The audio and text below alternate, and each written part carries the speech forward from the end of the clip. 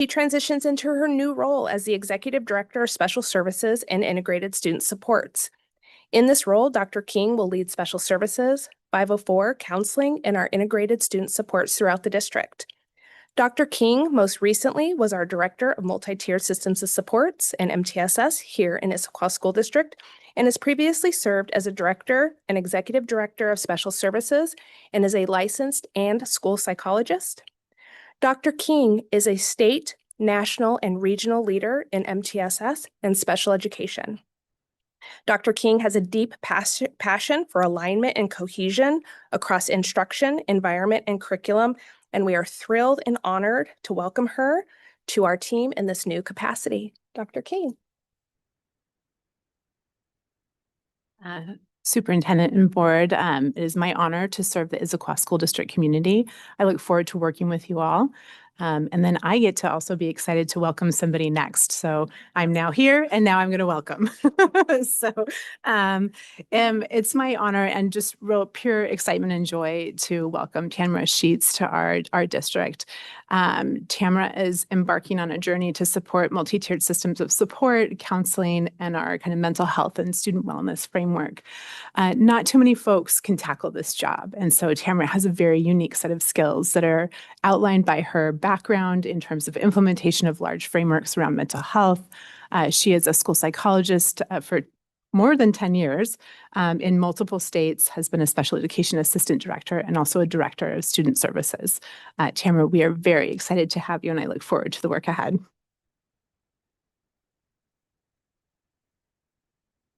Thank you. Thank you, Superintendent and Board. I am deeply honored to be part of the Issaquah School District. I'm honored that I was chosen for this position, and I am excited to see the goals that we have laid out in front of us come to fruition and to participate in helping that to happen. So thank you.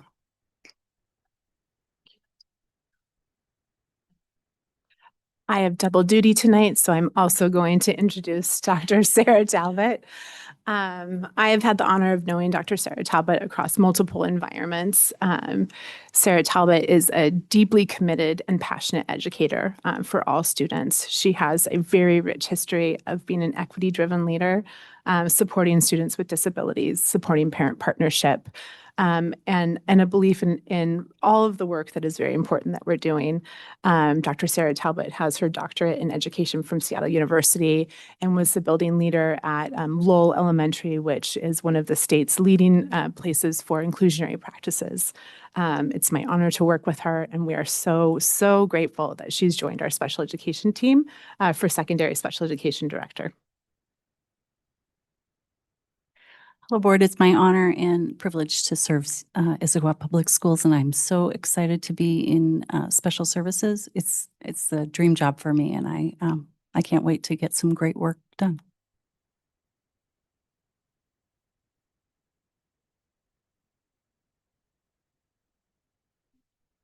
Good evening, Board and Superintendent. Elena Sividasan, Executive Director of Elementary Education.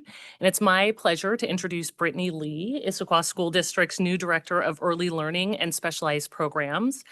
Brittany brings more than 20 years of experience spanning inclusive classroom teaching, school and program leadership, district instructional coaching, and national professional development. Before joining Issaquah, she served in leadership roles at the University of Washington's Herring Center for Inclusive Education, the Cultivate Learning, and the Office of Head Start, where she partnered with federal, state, and local leaders to strengthen early learning and disability services across the country. Brittany holds master's degrees in early childhood education, educational administration, and educational technology and instructional design, as well as a Washington Principal, Special Education, and P3 Executive Leadership credentials. Wow. We are very pleased to welcome Brittany to the Issaquah School District leadership team. Thank you, Board. I'm so honored to be here and feel very blessed to work in Issaquah Schools on behalf of our district's youngest children and families. I have an incredible passion for early childhood education intervention, and I'm very excited for the years to come.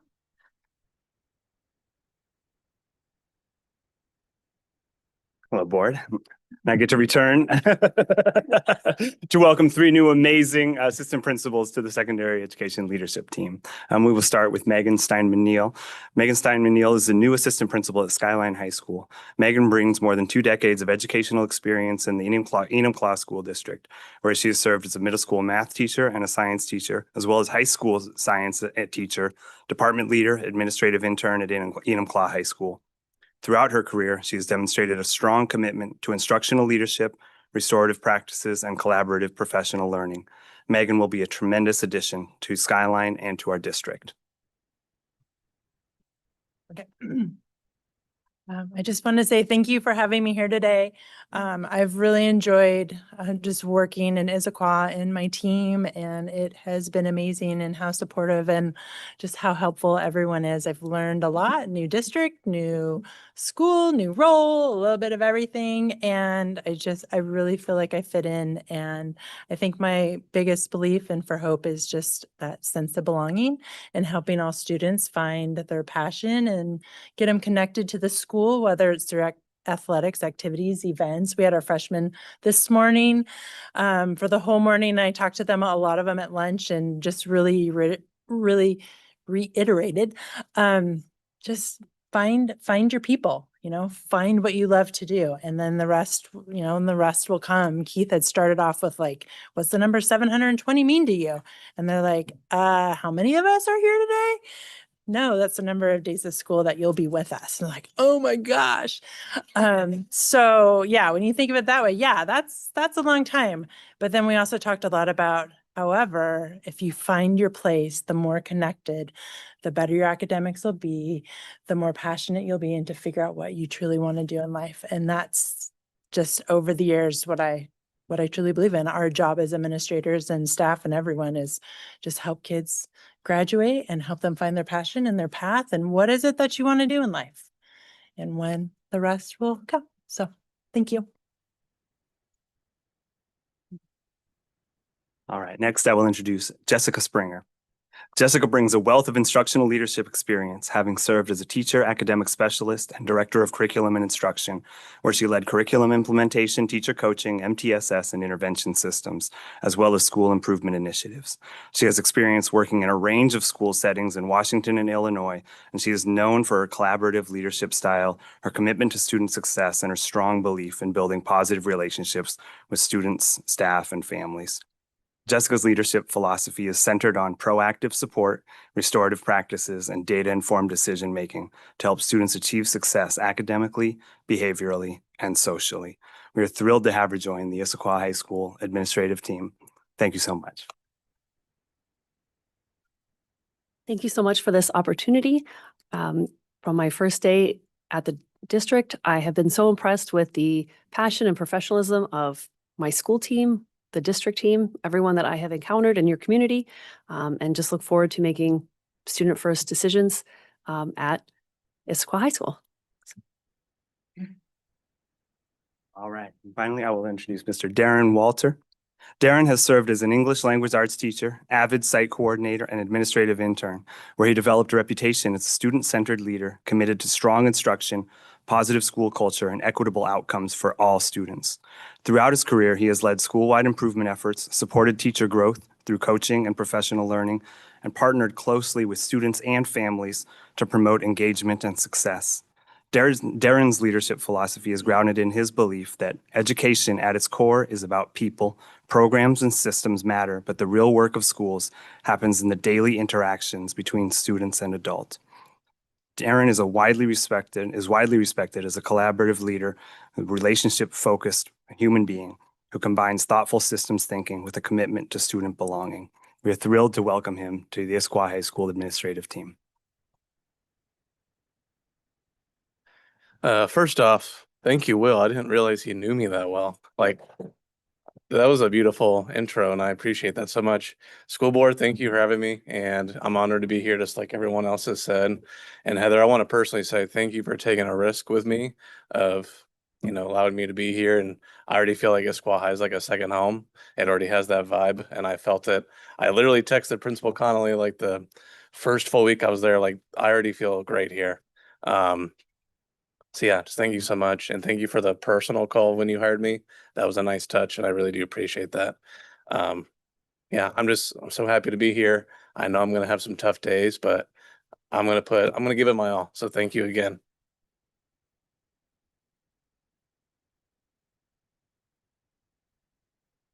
Wonderful. We'd love for you to shake hands with everyone on the board and just come on up. Thank you and welcome everyone.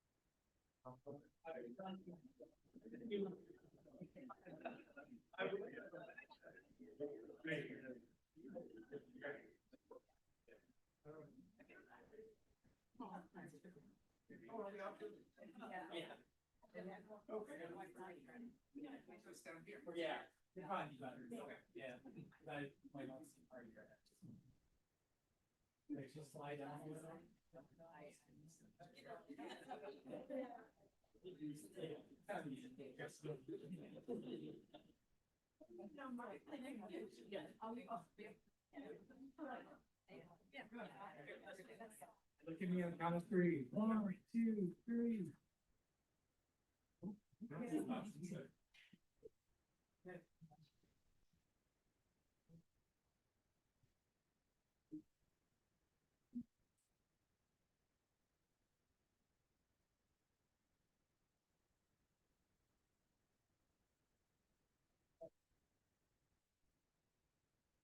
Okay. Okay, well, again, welcome to all of our new administrators. Next, we have public comment. Public comment is an opportunity for the board to receive public statements on items not listed on the meeting agenda for possible board action. If you have a point of view for a specific agenda item, which tonight will include the budget adoption resolution and monitoring report for OE 13 facilities, I'll ask you to hold your comment until that particular agenda item. Public comment time is not intended to raise an issue unique to a particular student, staff, member, or administrator. Rather, it is your time to provide your insights on issues more generally and of a wider concern. As a general rule, the board will not respond to public comment. I ask you to begin your comments by clearly stating your name and attendance area. And please limit your comments to 2 minutes. We will be using a timer. The board neither endorses nor censors any opinions expressed during public comment, and please keep your comments civil and respectful. Avoid personal attacks on others. And in place of applause, you can acknowledge a speaker by lifting your hands and waving motion, as you just saw us doing. And we will start public comment with those in the room and then move to anyone on Zoom. And I believe tonight I just have one person signed up for public comment, and that would be Davisha.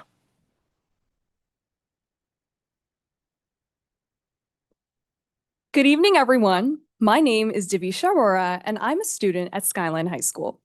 As students return to school today, I believe this is exactly the right time to speak about a safety issue that is becoming increasingly pressing for students, families, schools, and communities: bike, e-bike, and e-moto safety. This summer, I started Know Your Ride, a youth-led community safety and family readiness initiative that helps families and students make informed safety decisions before the ride begins. Across our community, this topic keeps coming up in more and more conversations. Many young riders may not intend to be unsafe, but peer pressure, inexperience, speed, confusion between legal e-bikes and higher-powered e-motos, and lack of clear guidance can quickly create risk. Prevention should not begin only after a crash, complaint, or enforcement concern. It should begin before the purchase, before the ride, and before the wheels move. Since launching Know Your Ride, I've been working with city staff and public safety partners across the East Side to bring this conversation to families in a practical way. Several cities and public safety partners have already begun engaging with Know Your Ride as a supplemental community safety resource, and local media has also started covering this initiative. I was very grateful to receive a proclamation from the city of Sammamish recognizing the safety awareness effort, and I will also be receiving one from the city of Issaquah soon. I've already reached out to the district by email, and I appreciate that the conversation has already started. Tonight, I'm respectfully asking ISD to consider sharing Know Your Ride as a supplemental safety resource through district communication, school newsletters, or back-to-school reminders. I would also be grateful to connect with the appropriate district team to explore school-appropriate ways to bring this conversation into schools across ISD. As students begin a new school year, this is the right moment to help families pause, ask the right questions, and make safer choices before students ride. Know Your Ride, clear rules, safer rides. Thank you so much. Thank you. Okay, is there anyone else in the room that would like to make public comment tonight? Not seeing anyone. Do we have anyone on Zoom? No one on Zoom. Okay. Thank you. Then this will close public comment.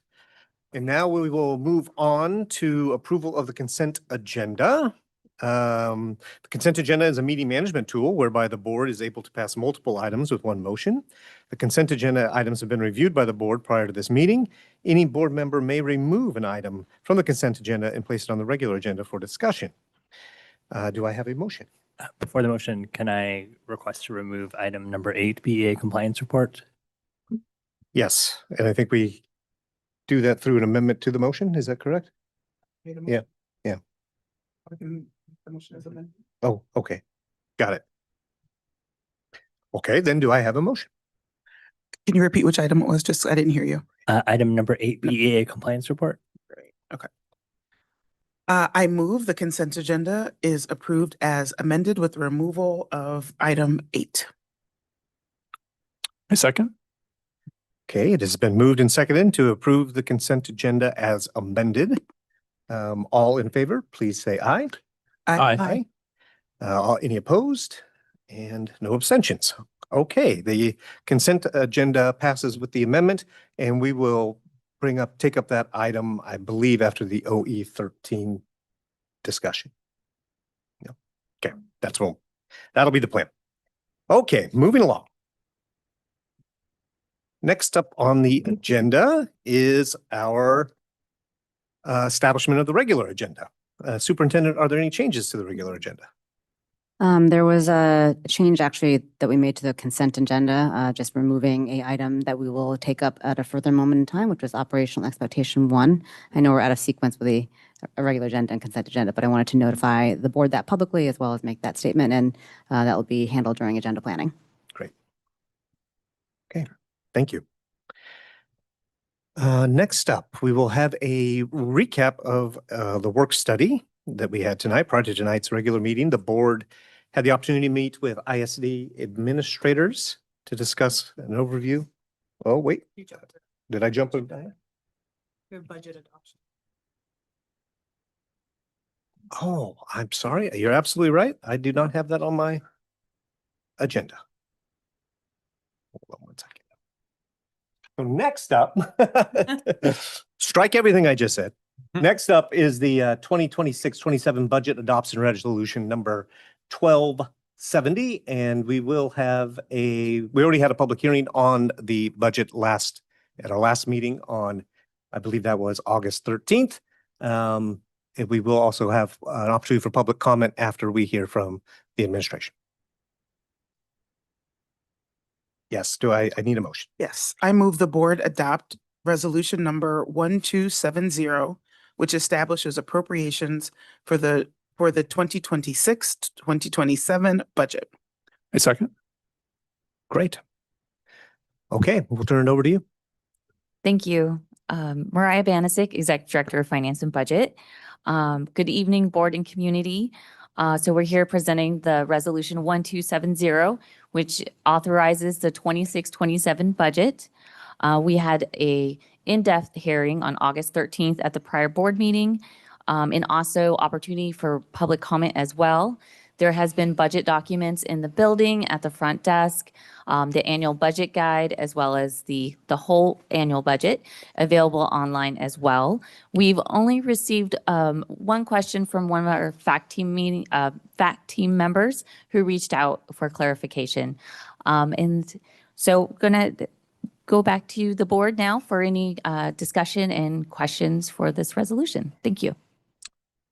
Okay, and I think before we have discussion, we'll open to see if we have any public comment on this agenda item. There's no one in the room. Is there anyone online? No one online. Okay. Any questions or comments from the board? Mariah just answered my question, which was, have we received any questions? I know I haven't received any either direct. I haven't seen any to the board in general. So that was going to be my sole question, was feedback since the hearing.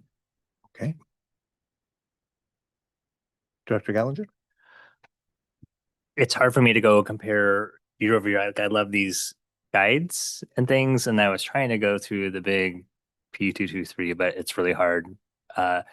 I would love to sort of see a 3-year trend on our, and this is where I can't tell by the line items, our building administrator budget by FTE and dollar amount over the past 3 years. And I tried to like just find that myself, and I can't do that because the big report is broken down by building level, or I mean by like elementary or in the middle and then high. So if I could get that, I think all of us would probably appreciate sort of see what that has been, because even when the local reporting saying like, hey, the district has reduced their budget by $60 million, and then it goes through like the percentage of what are administrative versus not administrative. I would love to just also to see that 3-year trend line would be helpful for me in a way that I tried to do this myself, but couldn't. And I apologize, I wasn't here at the last meeting to ask this question then. But I have no problem with the budget, and I really appreciate your support. This is just more so I can continue to look at that. Thank you. Yeah, thank you, Director Gallinger. We can get and just let me know if I got this right. So building administrator, FTE and salary trend for the last 3 years. Okay, thank you.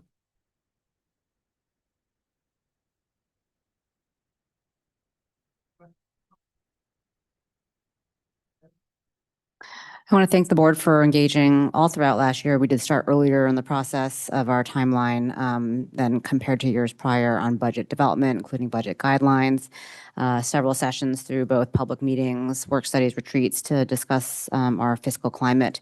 And it's a complicated story. Even as we know, we are facing rising cost and enrollment decline, but yet we are only seeing enrollment decline at sort of a one level, and some mixture of that at a middle level, and then we're maintaining a high level or sustaining the high level of enrollment at the high school level. So it's not as simple as declining enrollment. Why are you doing these other things? And both things can be true, and I've heard this board and prior boards say this. We can find the way through by being strategic, smart, asking the questions. And I want to thank, Mariah Banasic and Martin Turney and the entire business services team for their very thorough, detailed work.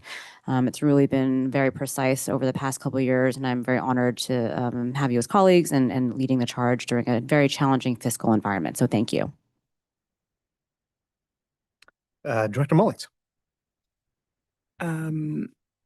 Yes, superintendent's comments triggered, I guess I have a little editorial that I do want to share, because no one loves the guide to understanding the budget like I love the guide to understanding the budget. I think that's true. It's true. I know it's true. And the reason why it mattered to me, like who has followed up, or have there been any additional questions, is as outlined in this guide, is we actually spend all year working on the budget. We spend time on outlining the values and goals for the districts. We spend time outlining how we think that shows that those values show up in our budget guidelines. We go through multiple conversations on how in which we believe it's important to get the right supports to the right buildings. We spend multiple hours on understanding the very complex and uneven way in which our enrollment shows up. So the fact that we have had overall declines becomes, I think, kind of a talking point. We have to realize that is not even across all levels, and that we have to support all of our different levels of education differently. And so we make choices. And so multiple things can be true at the same time. What I appreciate, and I have to add words to again, will be, because I will often get feedback, well, they need to be more transparent. And I cannot imagine a world that is more transparent than this one, where you have a fact community inviting in, a fact committee inviting in multiple players, community members to participate and be educated on the budget process, where we do both summary and detailed guides to all the budget, where those are posted online, where you can see them in person if you need to, where there's time in between hearings of that detail. And so for me, it's just incredibly important that we do not confuse transparency with complexity. Funding schools in the state of Washington, incredibly complex. It is also incredibly transparent what's happening here in the Issaquah School District. And so I just appreciate all the work you put into it. And I know that we have to make decisions all the time for the best experience and outcomes for our students. And I know that that's what I'm committed to and this board is committed to. So thank you for all the work on the budget. Okay, thank you.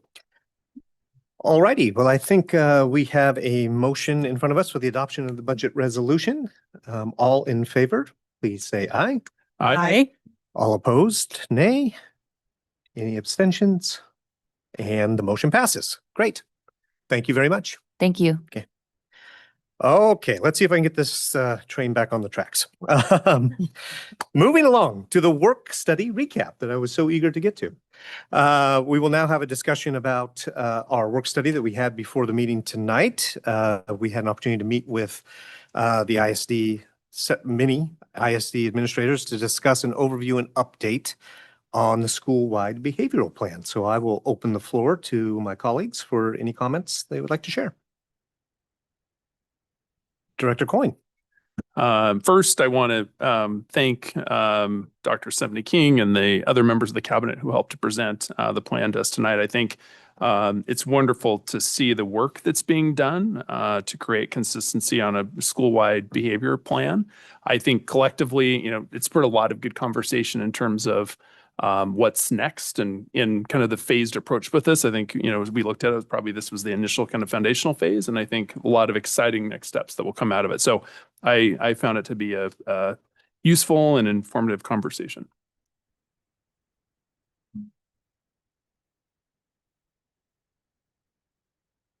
Director Mullings.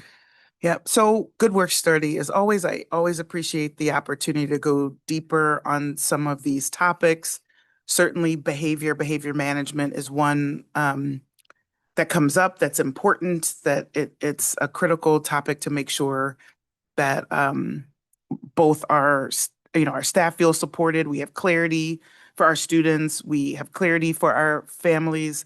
And again, another very complex process and understanding, all of us as humans, but certainly our students have the opportunity to make a bad decision at any given time. And so how do we make sure they're supported through that process, but also make it clear to all those involved in our system and our community of how those things get handled.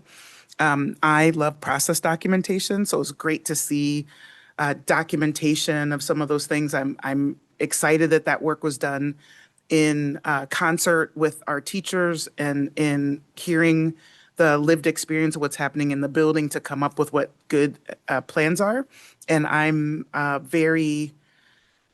think it's a positive start to how we get some consistency and build confidence across the system in how behavior will be managed going forward. Dr. Callinger. I appreciate the work that the district is doing to kind of put everything together in a single guiding document and framework. As I stated in the work study, and I'll state here, I really think that this is important for us to get it in some, even it has to be a different format, but out there in front for our parents and our community. I think that concern about student behavior and how the district and buildings and classrooms respond to that is an ongoing concern that our families and community have. And I think that they could be reassured by seeing the depth and breadth of the work and the supports. And then also, I think in a good way, there's an accountability piece to make sure that this is being uniformly adopted with fidelity across our district, which is your hardest job, to get something this complex implemented with fidelity. So I'm excited for that as an opportunity. I'm excited for creating learning environments that support all of our kids. And I know that this board is committed to supporting and creating really exceptional opportunities for every one of our students and supports to get them there. So thank you. Yes, I'll just, emphasize the points that Director Gallinger was making, that, there really is just a phenomenal, a great amount of work going on in this space. It was great to have the opportunity to start to walk through very complex rubrics and process documents and things that have been created to try to add, even more structure in this work. And I think we acknowledge that this is the beginning steps, and will be a journey as we implement and train and do all the things that need to do to make this all a reality. But I do hope that we take the steps necessary to make sure the community is aware of the work that's going on. Because again, there's a lot of work in this space, but the community has had some concerns, and we want to make sure that there's an understanding here that of all the work that's being done to try to acknowledge and address those concerns as well. Superintendent, did you have anything? I want to thank our team. Dr. King led the presentation of the work, but many team members were participating, and especially in partnership with our Issaquah Education Association. Our teachers and our paraprofessionals are working with students directly every single day. And so I think it is very important that as a system, we are doing our role in setting clear expectations for how to handle different student behaviors, how to be supported in that, and then equip our teachers and our building leaders with support and training to be able to meet those expectations and to calibrate across the way and along the way and take those lessons and learning to help support our students. So I'll talk a little bit about that actually as part of my works in progress, but seeing the expectation setting for students today is a good reminder that that's what we're doing for ourselves as a whole system, for what we expect, who will do what when, and then how there will be follow-up. And it is a very important next step for me, not only hearing that from the board, but also, yes, I do see and hear a lot of questions from the community around how to best support all students, and how to handle different scenarios and how to do that consistently and also with dignity. If you're a student who's facing a challenging moment, then you want dignity in that moment, but also how, if you're a student, that might be witnessing different behaviors, how do you also learn from that and know how to make sense of that? So that's what we're here to do, is to help all of our students grow. Okay, thank you. Next on the agenda is a discussion about bond refunding. I did it again. Unbelievable. Okay, well, it's going to be a mishmash this tonight. You never know. You never know what you're going to get. Okay, resetting again. Works in progress. Next on the agenda. This is a standing opportunity for the superintendent to provide a brief status report on various projects and activities in the district. I will turn it over to you. Thank you, President Taylor. This is this is a good meeting. We're having some fun here. I do want to comment first on some public comment items that have come up both at this meeting as well as the last meeting.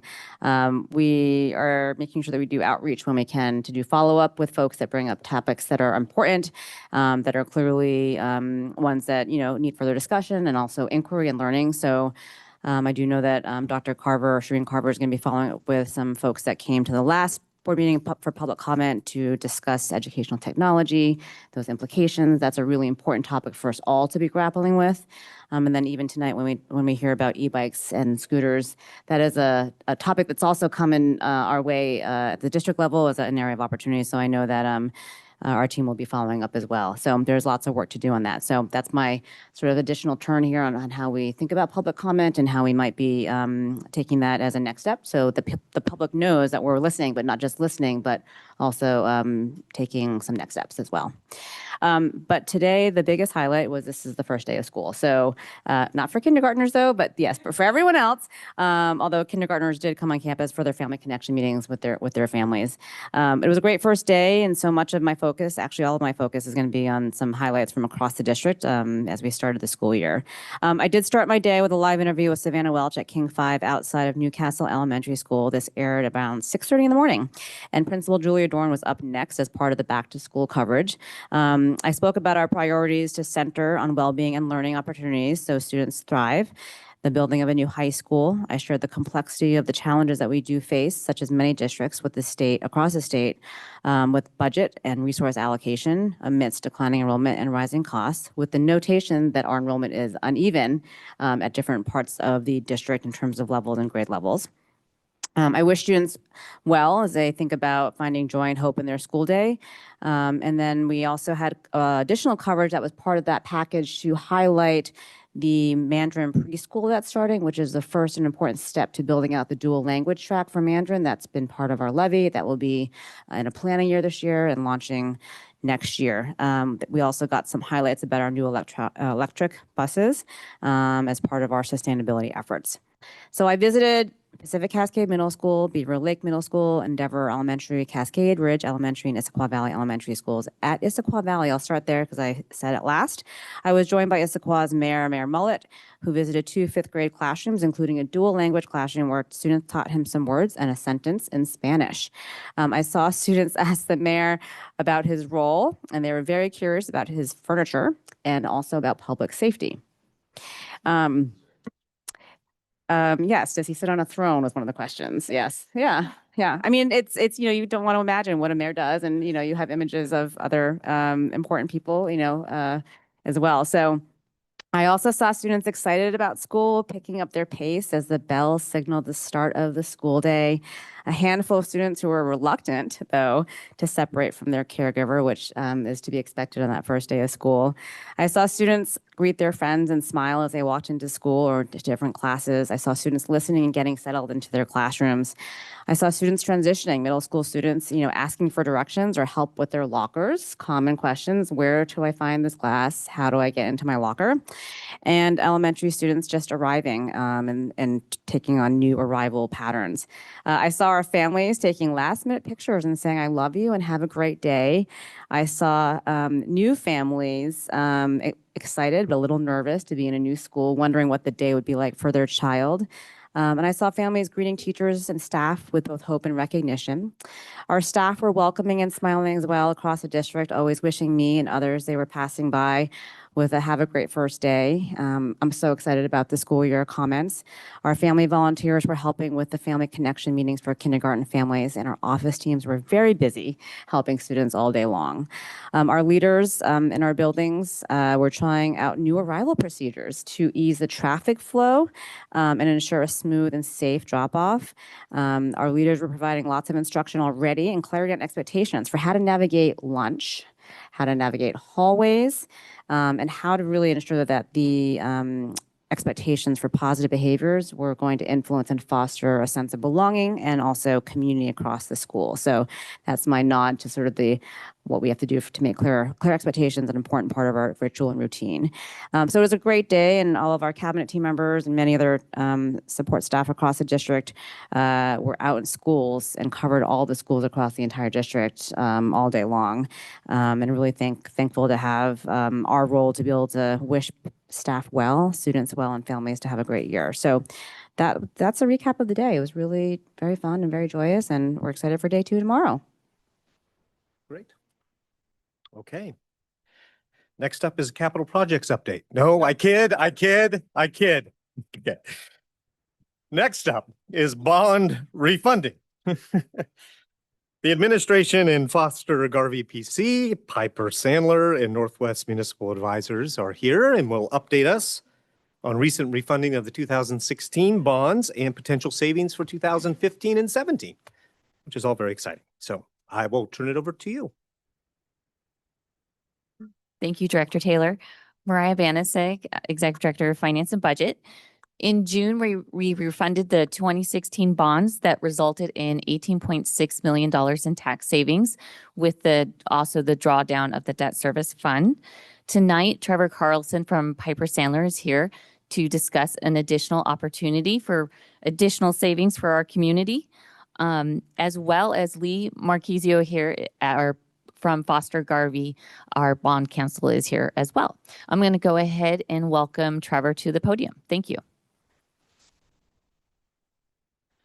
Thank you, Mariah. Appreciate the opportunity. President Taylor, members of the board, Superintendent Talyik, thank you again for this opportunity. My name is Trevor Carlson. I work for Piper Sandler, have served as the district's bond underwriter for many years. This is a little bit of a repeat and a refresh of the conversation that we had a few months ago, earlier in the calendar year. And before I forget, I do want to thank everyone for the opportunity, and plus Mariah, Emily, especially, thank you for helping with logistics, and Martin, your staff is great. You touched on it earlier. The finance team is really great. So thank you for the help in making this happen tonight. Next slide, please. Oh, clicker is in front of me. Yes. Thank you. Just as a refresh, this slide may look very familiar to the slide that we looked at a few months ago. There is two bond refunding opportunities that are present for us to investigate. So when I was here back earlier in the calendar year, we talked about 3 different bond refunding opportunities. We executed on one of those, and I'll show you in detail the outcome there. And you were briefed shortly thereafter, so that should not be a surprise. But right now, we're coming back later in the calendar year to look at the 2 remaining bond refinancing or refunding opportunities.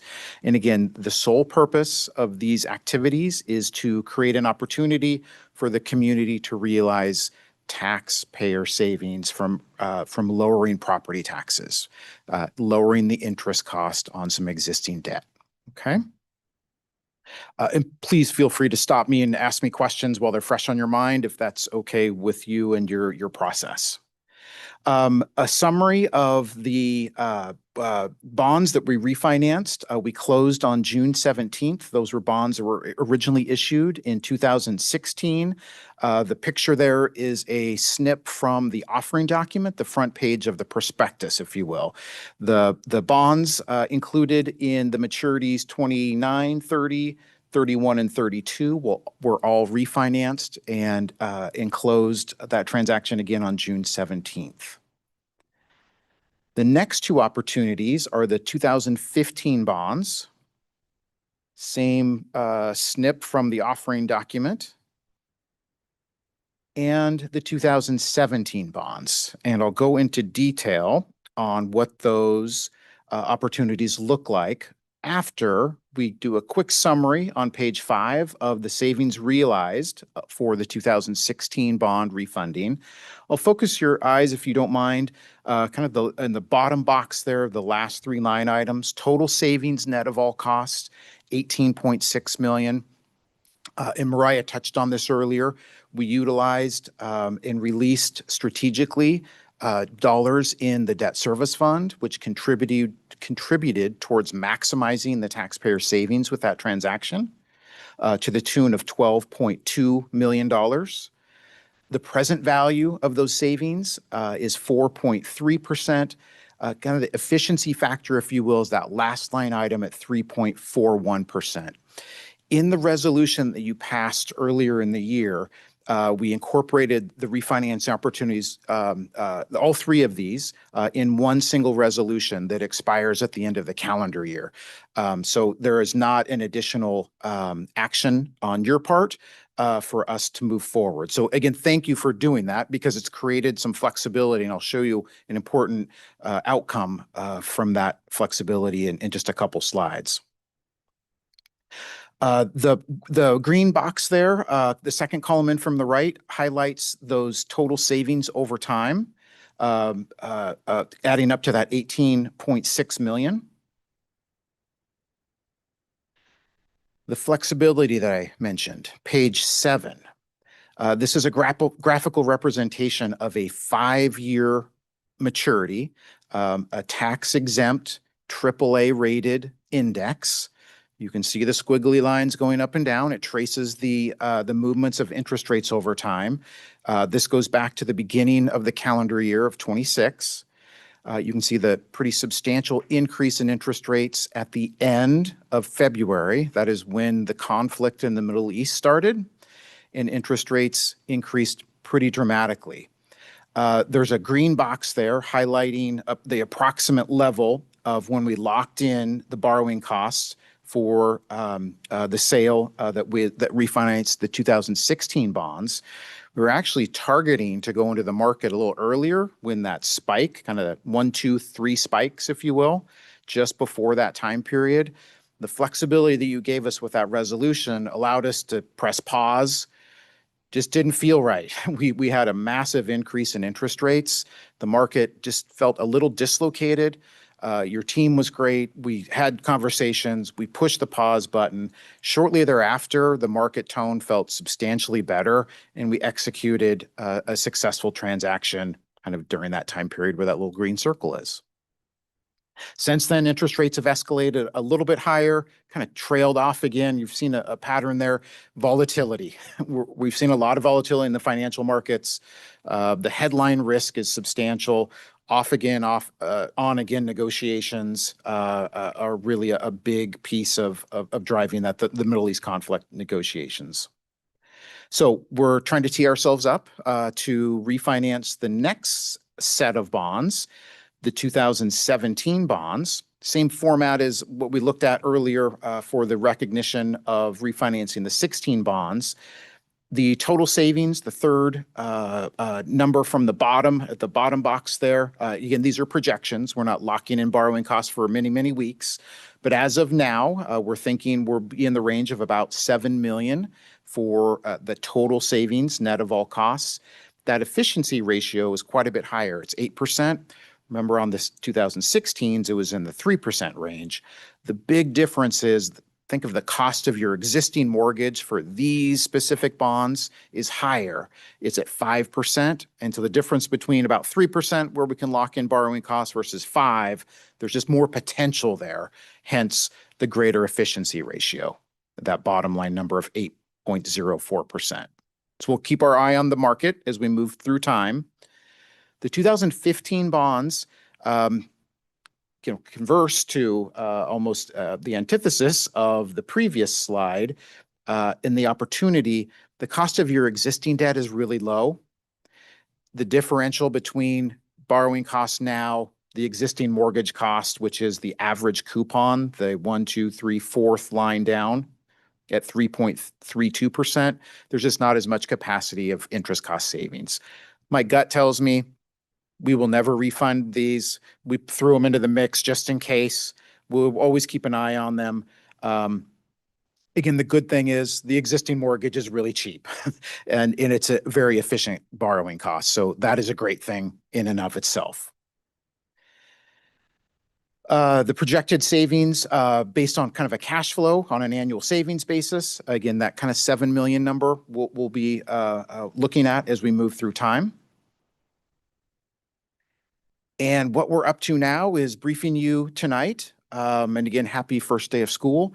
We'll have a school bond guarantee application. Again, you've done all the heavy lifting back in the spring to allow us to move forward. So we'll get that application sent in to the state to utilize the school bond guarantee program. And we're targeting the second line from the bottom there right now, October 6th. There's no magic date around that. We're putting a schedule together and marching forward. We have flexibility, just like that we can utilize, just like we did in the last transaction, if we need to. And then closing a couple weeks later on October 20th, and things would be final. That's our plan at the current moment. Love to entertain questions or comments since I'm here live in person. Director Coyne has a question. Trevor, thank you. I guess a question, what's our window for this? Remind me again what that looks like. If you don't mind, I can bounce. Can you make that live again for me? I will bounce forward to the towards the beginning. Let me make sure I am on the right page. Yes. So tax law gives us a window where we can refinance your existing tax exempt bonds with new tax exempt bonds when we're within 90 days of the optional redemption date or call date. There's a small number in that footnote at the bottom of page 3 that was June 1 of 25. That's for the 15 bonds. So we've gone past that call date. Anytime 90 days prior or after, we can execute.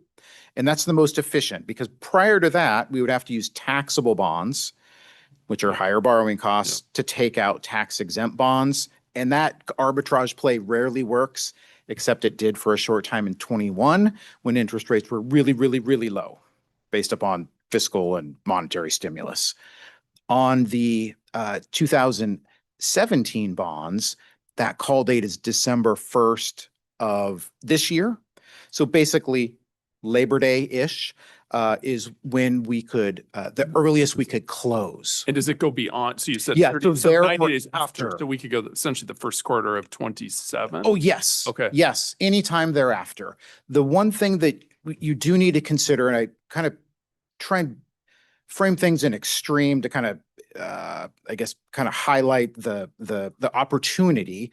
So there's interest costs that you're paying at a 5% level now. Yep. Interest rates stay the same. You don't execute for 2 years. The opportunity cost of you not taking out 5% interest with 3% interest in the current environment are foregone savings that you missed out on. Mhm. So there's a time isn't your friend. Sure. Again, I'm making a very simple world where interest rates never change. Yeah. Right. Yeah. And so the dynamic of interest rates and time are really the important piece. And that's why we put these efficiency metrics in place to give us, the gut feel, if you will, of like, okay, when do you refinance your house? Does it make sense to save $20 a month and go through all the fees and brain damage? Probably not. Yeah. $1,000 a month? Yeah, then you start getting me interested. So, right, that's kind of the art versus the science. And that's really helpful. And I know, so I guess if I were watching this from home and looking at slide 7 and just the volatility in the interest rate environment, this essentially gives us 6 months. Am I correct in saying that? So starting Labor Day. Starting basically, next week. Yeah. So then you'll be tracking. So, given the volatility, we'll be able to, it's hard to predict. It is impossible to predict. Because if I could, I would be day trading and, exactly. doing other We all things. would be. Yes. But from a process and procedure standpoint, we're looking at October 6th.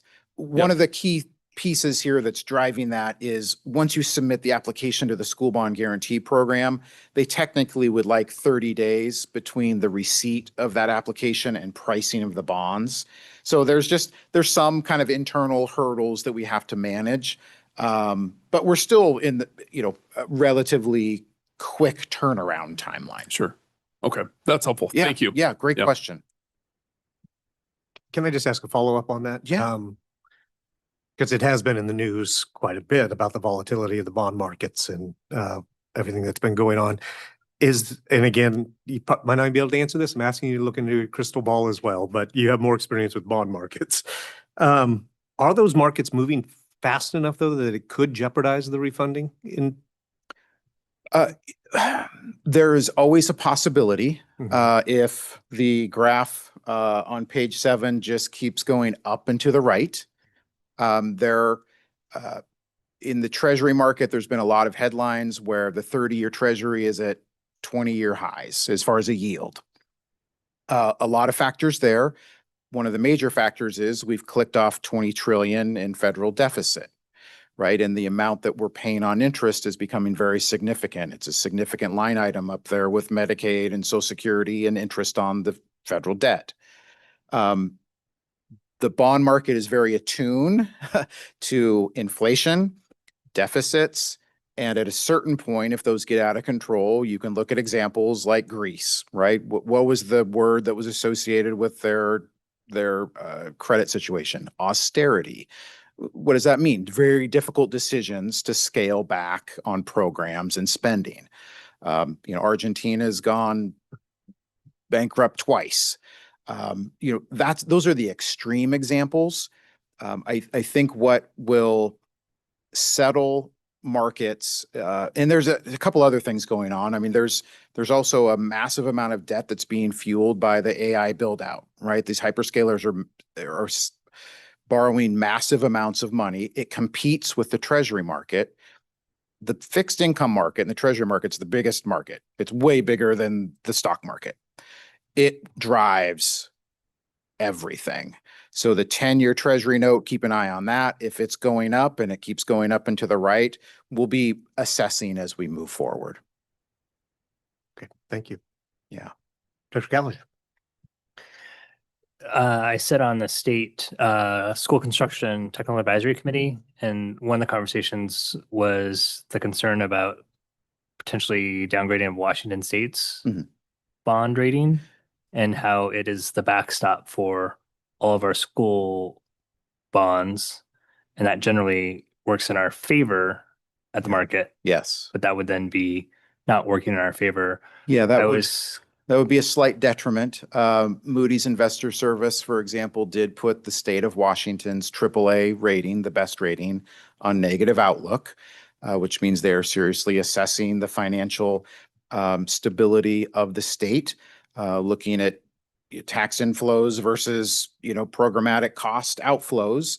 And also they're looking at the structure of what that means for K-12, right? And they have a framework for K-12. You have a very strong credit rating. We anticipate that will be maintained, but there is negative bias on every school district credit rating in the state of Washington. So you're not, that's their framework. But you're right. There is a potential marginal headwind if there was a downgrade at the state level, because that would impact the school bond guarantee backstop. But at this point, just for an example, we were in the market with a very large metro school district on Tuesday, close to 300 million. The market's very efficient. We sold it at very aggressive interest rates. So the market is functioning very well. So there's volatility and there's pockets where there's headwinds and tailwinds, but transactions on the magnitude of billions of dollars, anywhere from 5 to 20, are getting priced in the tax exempt bond market every single week. So the market's functioning. So I'm trying to make sure everyone is clear that it's not dire, but we were seeing volatility in pockets, again, moments of headwinds and tailwinds.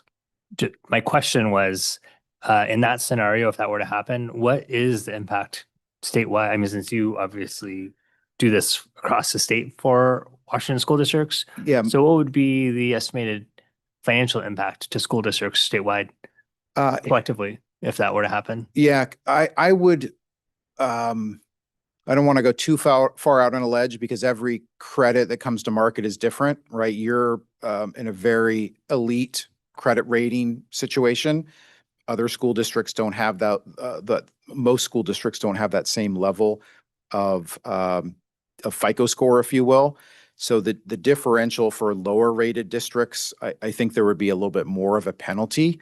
But I think we're talking about basis points, so fractions of a percent versus anything that would materially move the needle at this juncture. Thank you. Yeah. Dr. Mullins. I guess, but on that impact, would that only be on net new money? Or would there be negative impact on bonds already in place? Great question. Going forward only. Going forward only. So Okay. you have fixed rate mortgages on the books right now. Yeah. Right? Those are fixed rate tax exempt borrowing. So everything on the books now is locked. Great. Great question. Any other comments, questions? Superintendent, any? Appreciate your analysis, your vigilance, and yeah, thank you for navigating You're this for welcome. us. Yes. Yes, I appreciate it. And we'll provide a financial summary that'll look similar to this that we can provide to you after the pricing. Okay. Thank you. Thank you very much, Trevor. Okay. Thank you. Okay. Next up, I will be very careful. Will be an update on capital projects. Yes. Let's see, will this be Mr. Mullins? There he is. And others. Mr. Morse.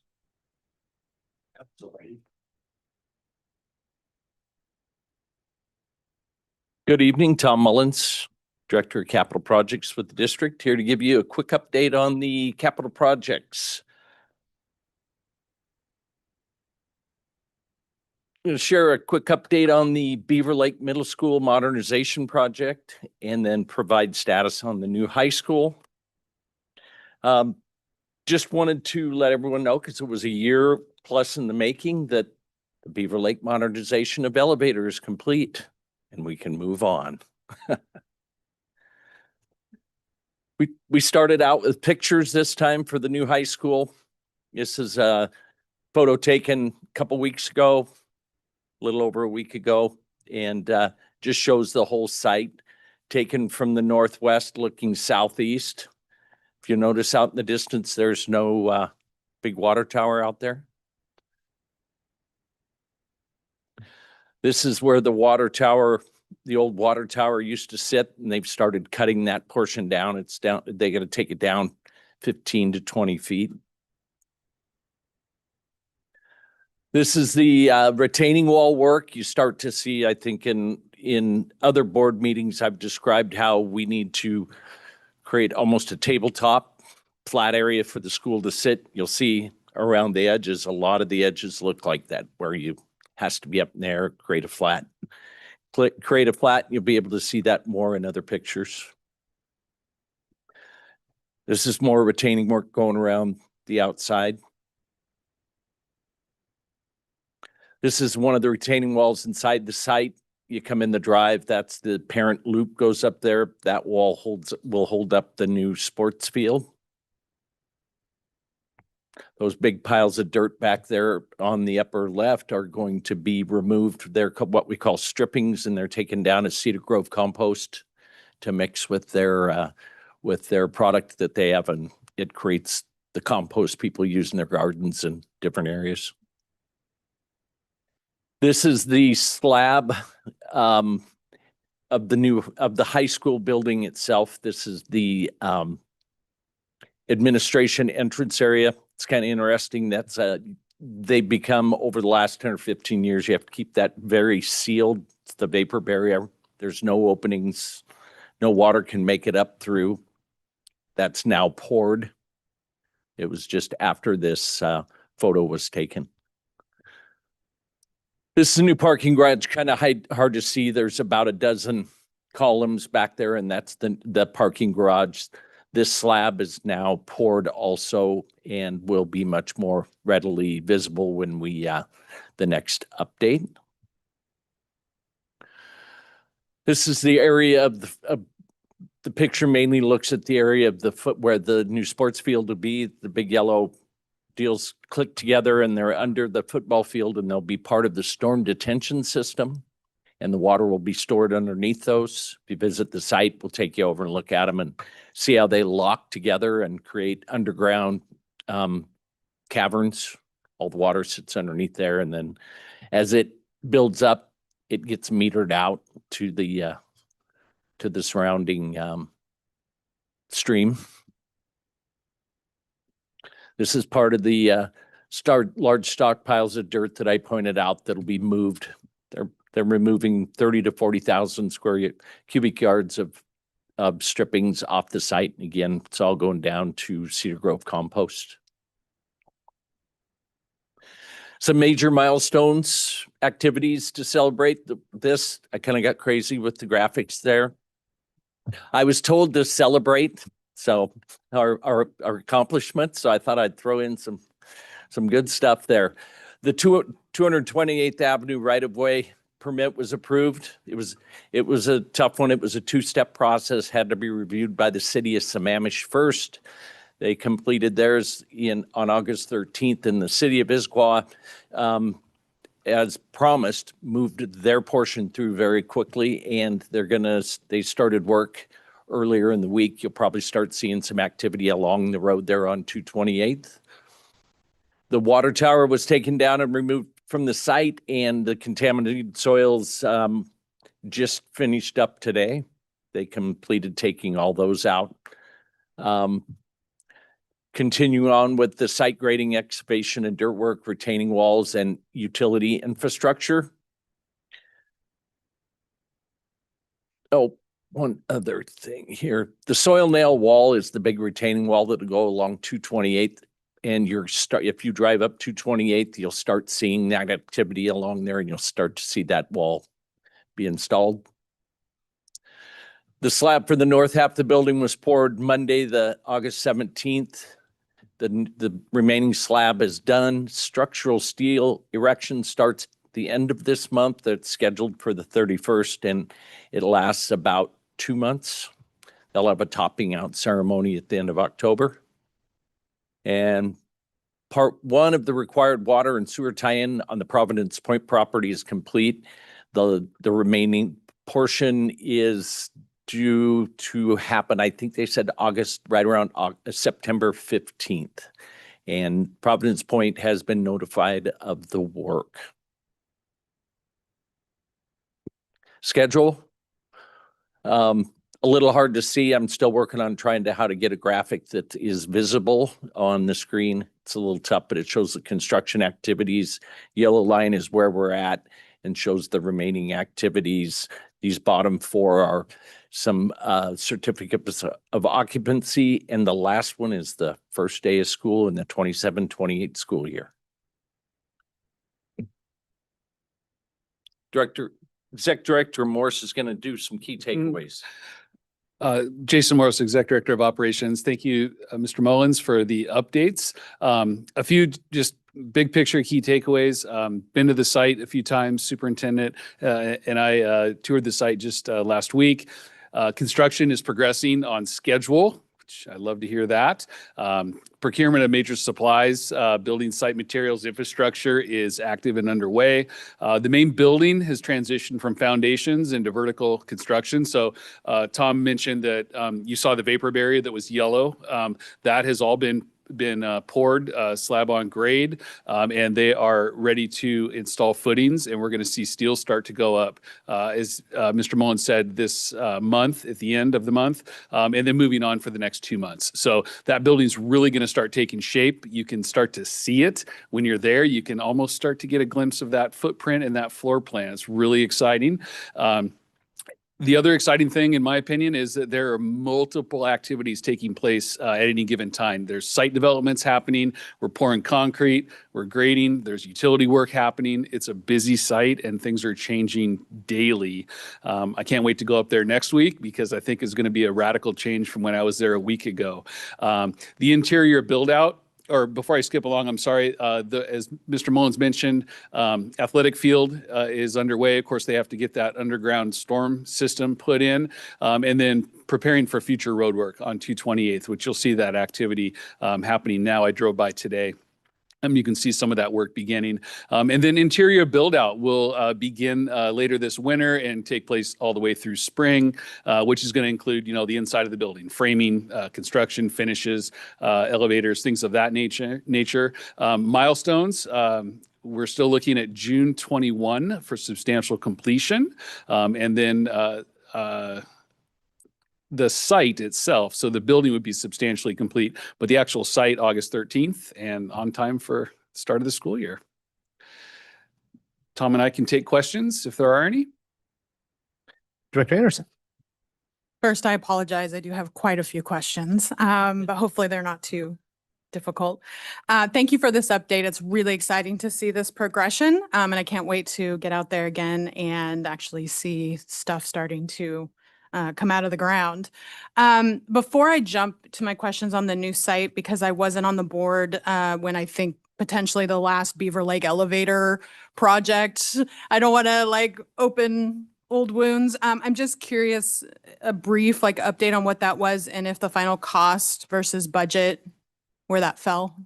The district doesn't have a lot of experience with failed elevators. I think this is the first one that I've seen in the 27 years I've been here. So it was new for us. And I'm trying to remember, I think we put a budget of around $500,000, and I'd have to look back and see what the final cost is, but it came in under. Oh, okay, great. Yeah, and I can get you those exact numbers. Awesome. Thank you. In being transparent with the community, I do want to point out that on the consent agenda, we were asked to approve work order changes. It was a $347,000 for 3 different changes. I'm wondering if you wouldn't mind just giving a brief summary of what those were, just again, to be transparent on that money being spent. Yeah, thank you, Director Anderson. I appreciate that question. So I'm looking at them off the consent agenda right now, and if I miss anything, Tom will backstop me. One of the change orders was for cork infill on the field, the sports field for turf. So the cork infill is basically a more environmentally conscious infill material. Typical fields over the past several years have used a crumb rubber product. If you have kids that play sports, they get everywhere inside your shoes. We've made the decision to move forward with a cork infill, which is a natural product, and we believe it to be more favorable from an environmental standpoint. So we're happy to put that into the project. That is one change order. The next change order is for unforeseen contaminated soil during field, gallery, and grading. So there's underground facilities where we located soil that needed to be taken out of the site. So that was added to the project. That was unforeseen at the time of the design. And then the next change order deals with permit application updates. So as part of the permitting process, we were required to install larger infrastructure for water and sewer. And so that resulted in a change order as working through receiving that permit. So that has taken place.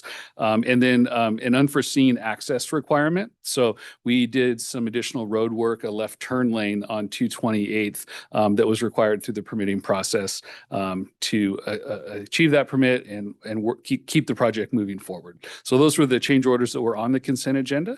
And I thank you for the question. Perfect. Thank you. In regards to the change orders, I notice a number sequencing.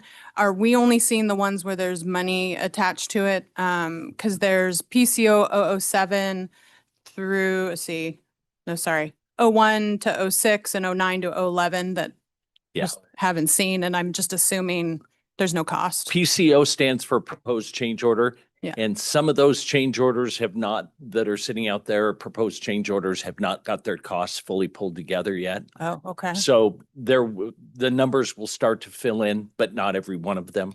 Okay. So, yeah. So we may see more of these. Yeah, you could see coming. PCO number 1 coming.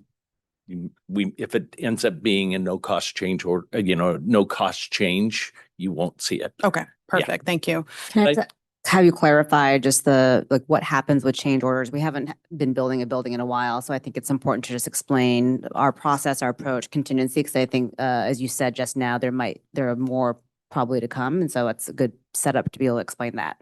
Yeah. So change orders in a project are typically the contractor in this case put his GMP, guaranteed maximum price, together based on a set of documents that was dated in January. A lot of the permits had not been received, and those permit documents were still in review. So changes between January and when he bid it and when we started receiving permits in May, June, July, August, the permitting jurisdictions usually don't take requirements away.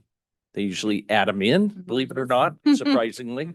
So you'll see more of those permitting changes coming through, and it's the delta between what they bid and what the final requirements were by the city. Unforeseen contaminated soils is a big one. We've got one here, and we've got one more that will be coming.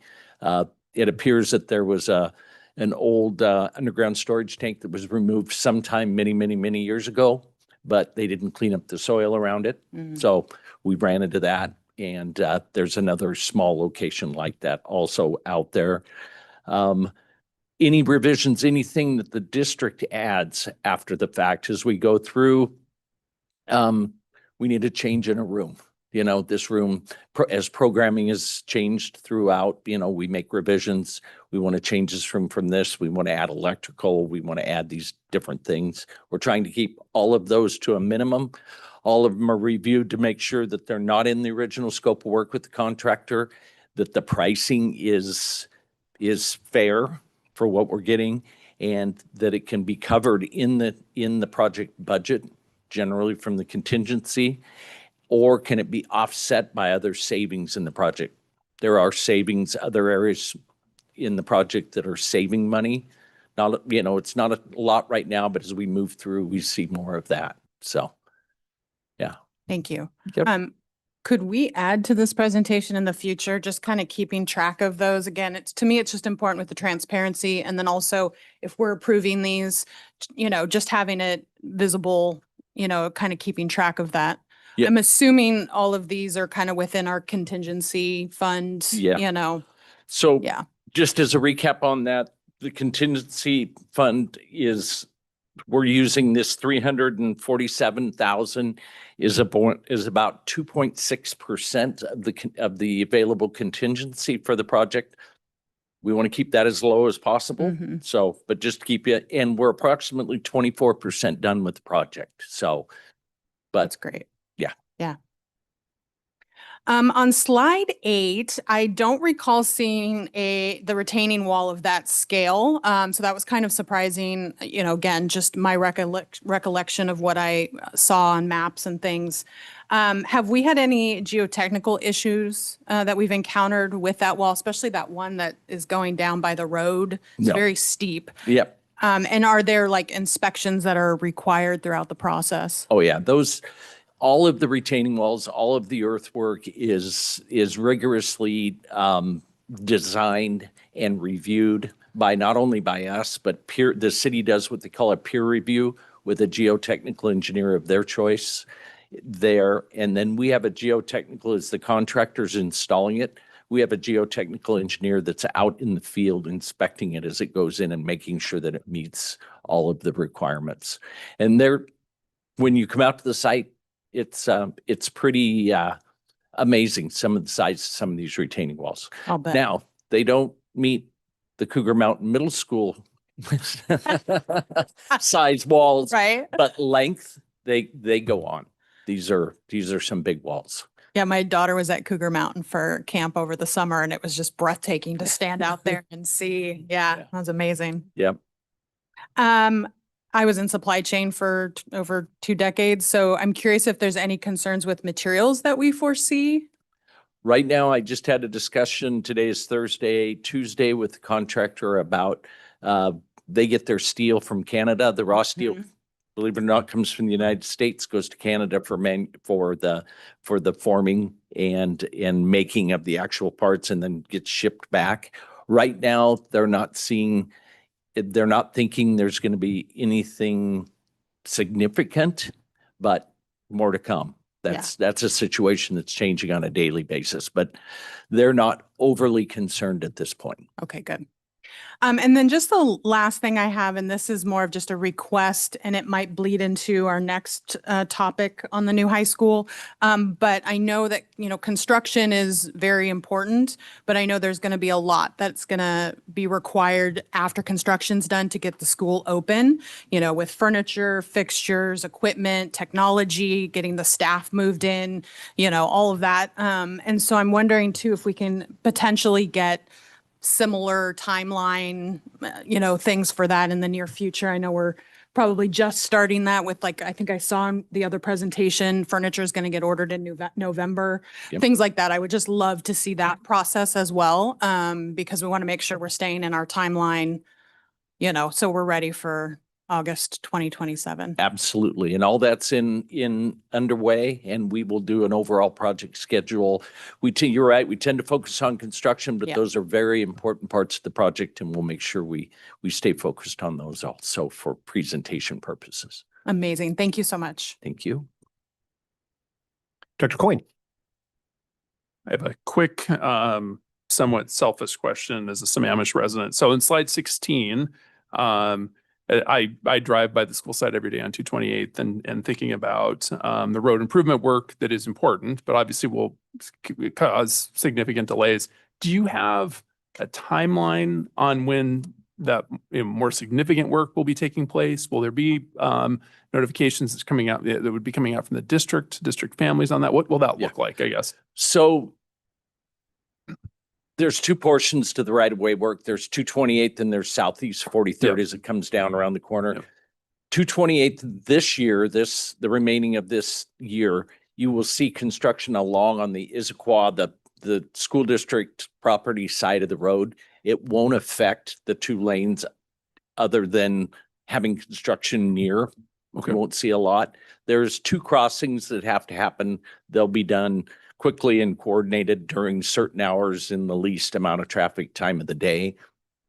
So you're not going to see huge delays there, except for those 2 crossings. The Southeast 43rd, they're still trying to work that out with the city because we have to put a retaining wall and do work there. We're going to have to squeeze those 2. There's only 2 lanes there down, and we're trying to be able to have the equipment that's doing the work kind of in 1 lane.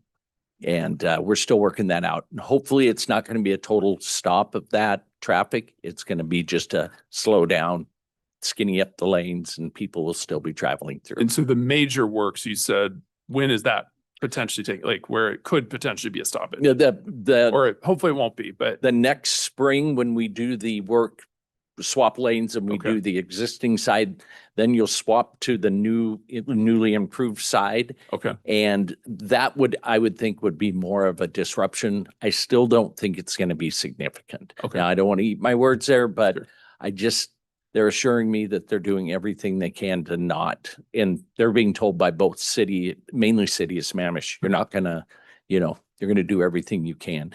And they keep, when you're in the right of way, you can only work between 9:30 and 3. So you're kind of outside of those windows of the main commute. So you're restricted when you can do the work. Well, it slows the work down, but it also helps with keep traffic flowing, do those peak times. and a lot of that too, you think too, that would take place after a lot of the busy school traffic in the morning in particular. So yeah, that's good to know. And then when we're all done, you're going to, just to remind everybody, you're going to have 2 lanes each direction. That area, that's stretch of Southeast 43rd and 228th will be 2 lanes each direction. There'll be 2 turn lanes turning left into the high school for a total of 6 lanes plus bike lanes and sidewalks.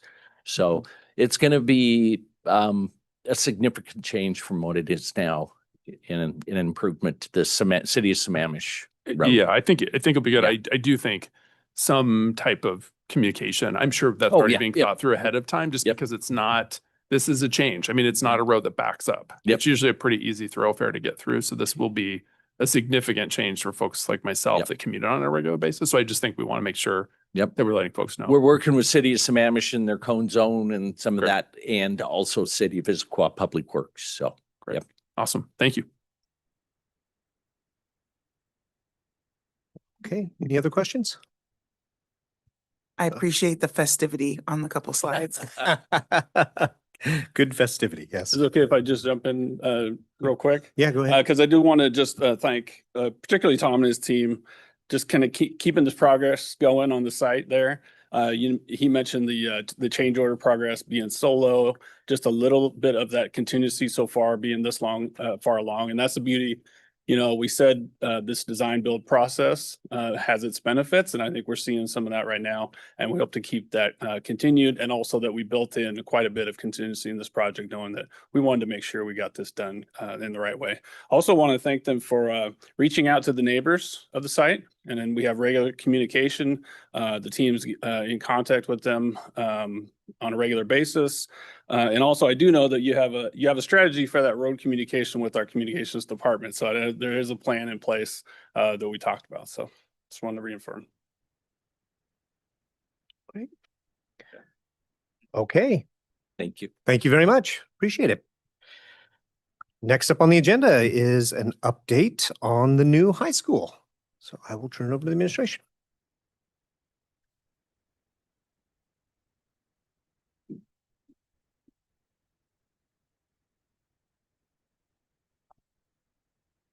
Okay, thank you, Superintendent and Board of Directors for having me here tonight. My name is Julia Bamba, currently a principal on special assignment, and I'm excited to share some updates on the new high school. And then I'll also be joined in a bit. Mark Sherwood, Executive Director of Communications.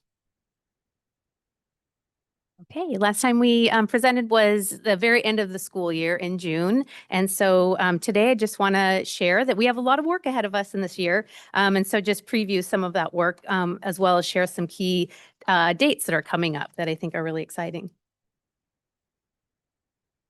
So as we've made decisions over the last year, I just want to take a moment to remind ourselves of what some of these decisions around the design of the high school are.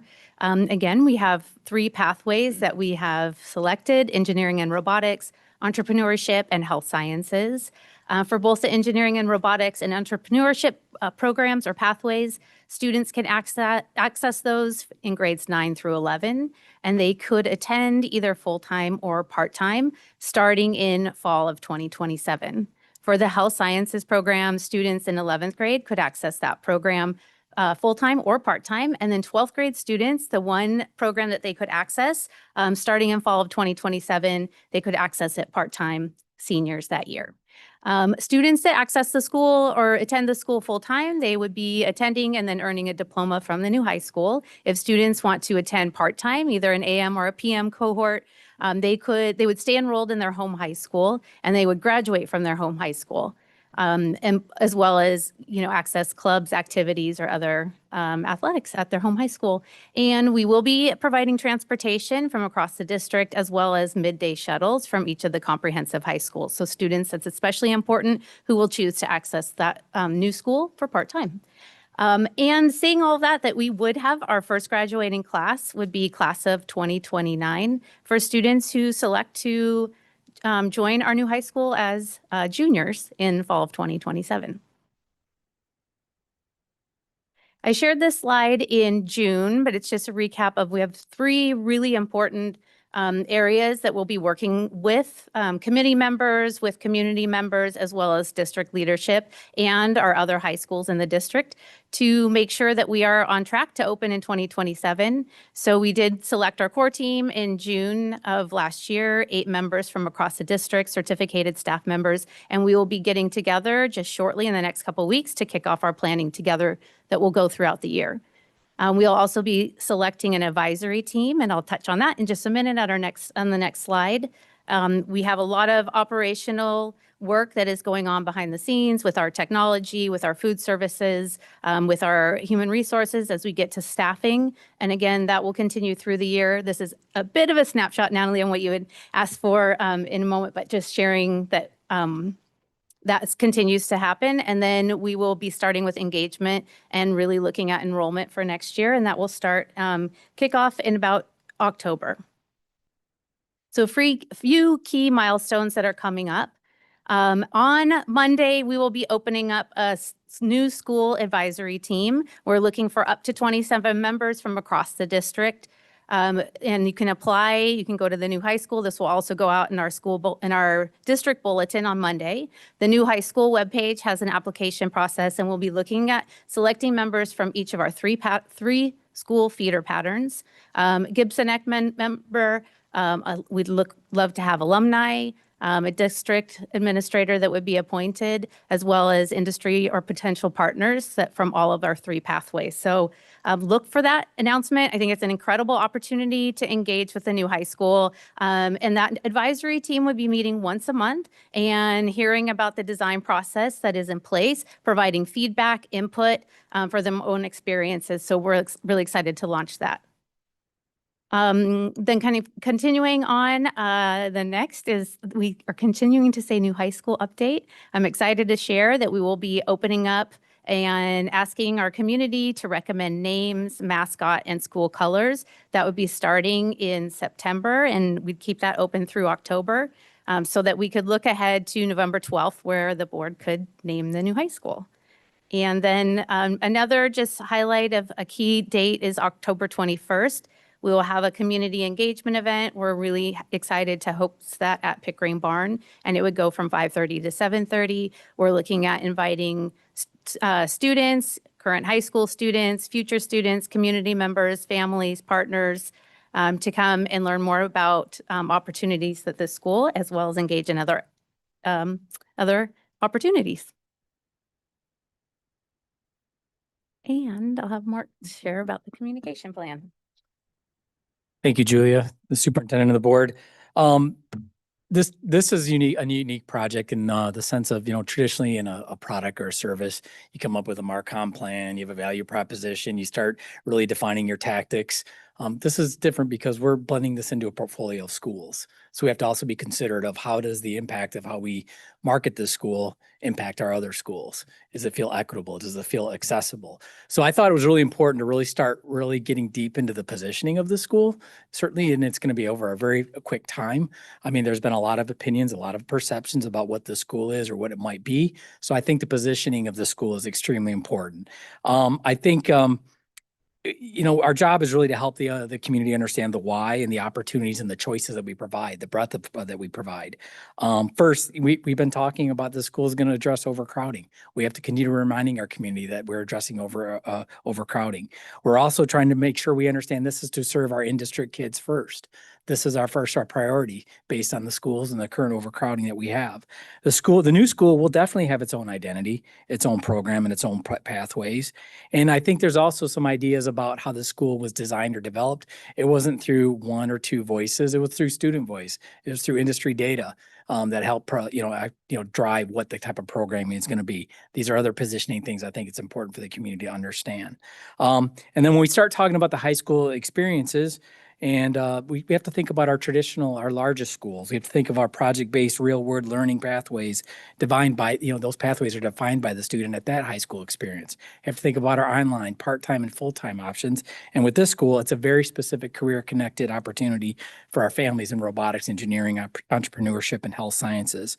And for me, the goal is to help the students and families understand their options and choose the path that best fits their student.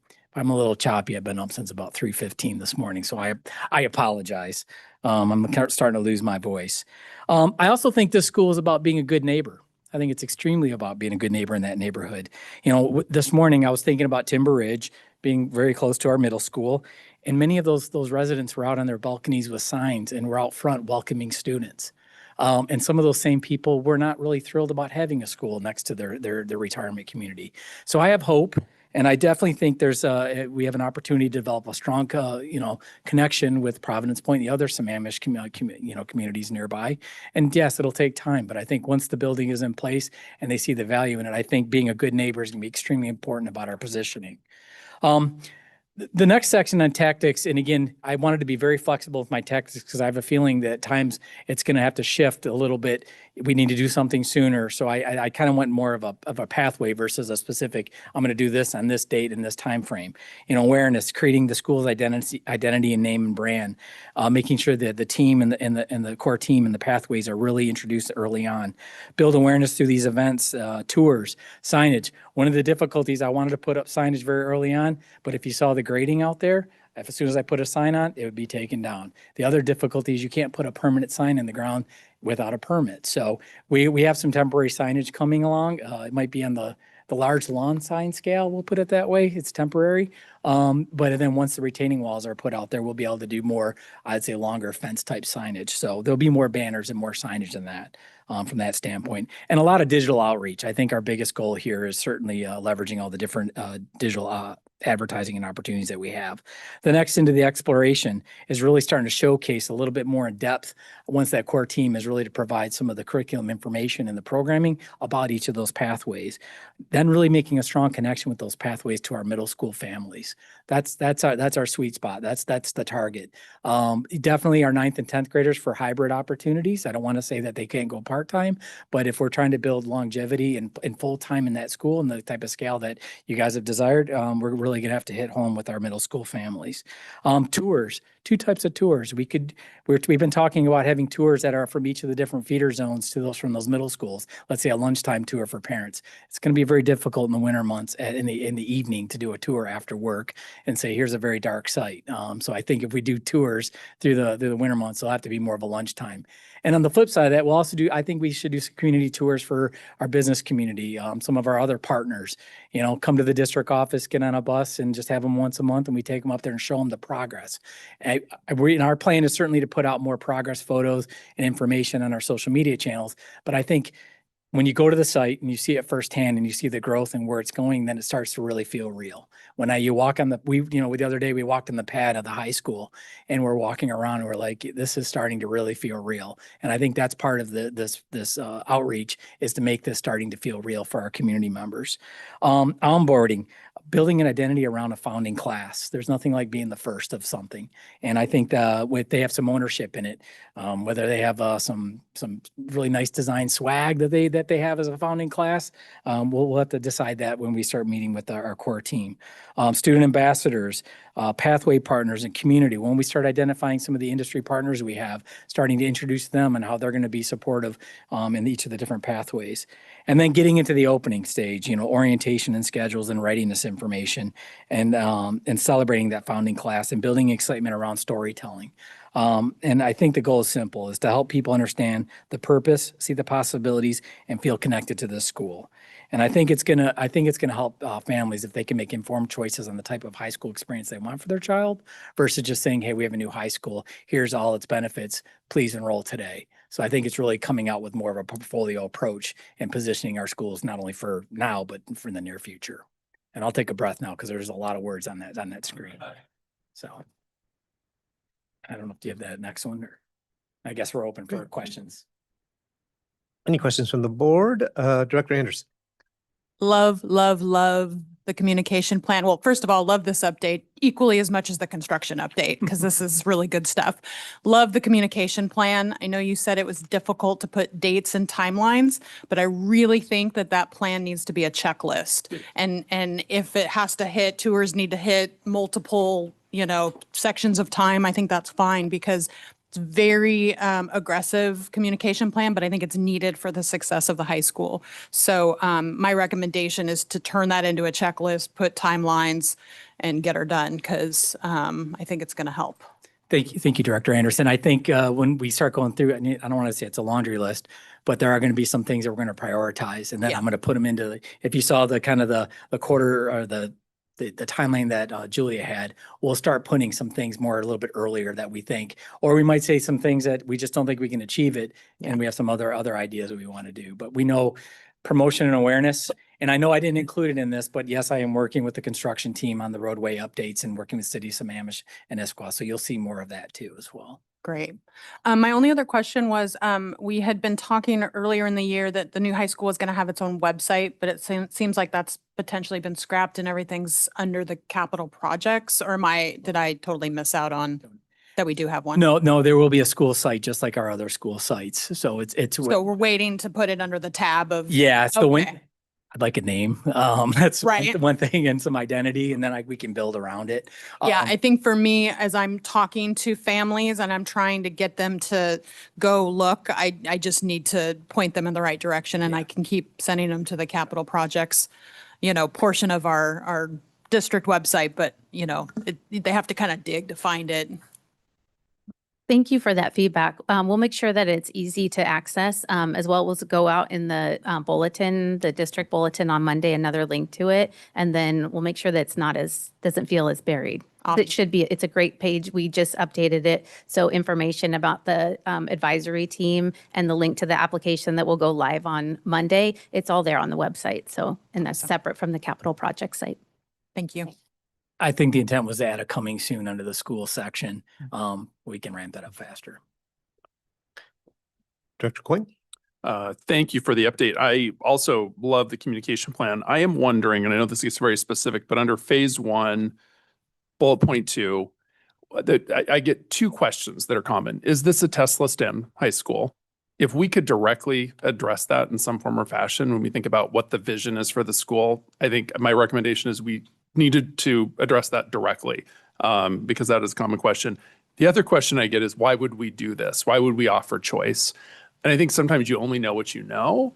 And our surrounding districts, neighboring districts are doing this, have offered more choice for quite some time. And I know when I have that conversation with folks in our district who maybe are not aware of that, it really resonates. So I think if we could reference what's happening in neighboring districts too, to say, hey, we're aligning, I think that would resonate too. So just a couple thoughts. Those are common questions I get. I would definitely say the Tesla stem. If we could directly address that, that is, even though we have responded to it, it comes up frequently. So if we could address that specifically, that would be great. I definitely think we have to differentiate ourselves. Yeah. That's number one. Yep. Number two, Yep.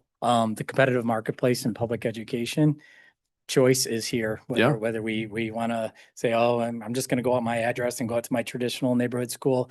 Those days are getting behind us. So, you know, we have to face that competitive marketplace, Yep. but and it's not just out of district, it's within our own district. Yeah, you know, to believe that families aren't getting targeted for other district opportunities from outside of us, would not be, you know, it's happening to us. So we have to be very competitive in this marketplace. Yeah, that'd be great. Yep. Thank you.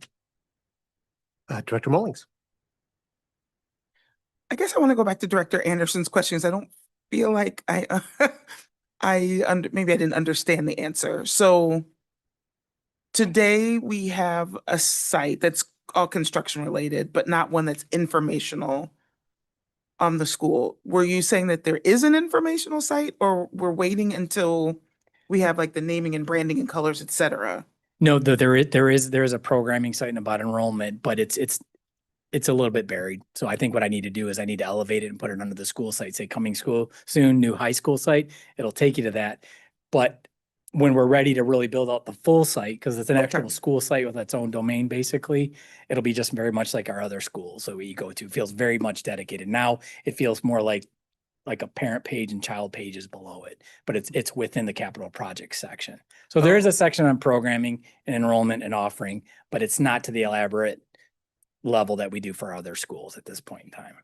Well, I get that Yeah. part, but I think the pieces that are important in that conversation are, what are where did we look to for inspiration? Like to your point about why is it choice? Yep. Who do we, what will the programs look and feel like? I think we have enough in the last year to put that information to work. Now, I've never seen that site, so I guess I don't know what's on it.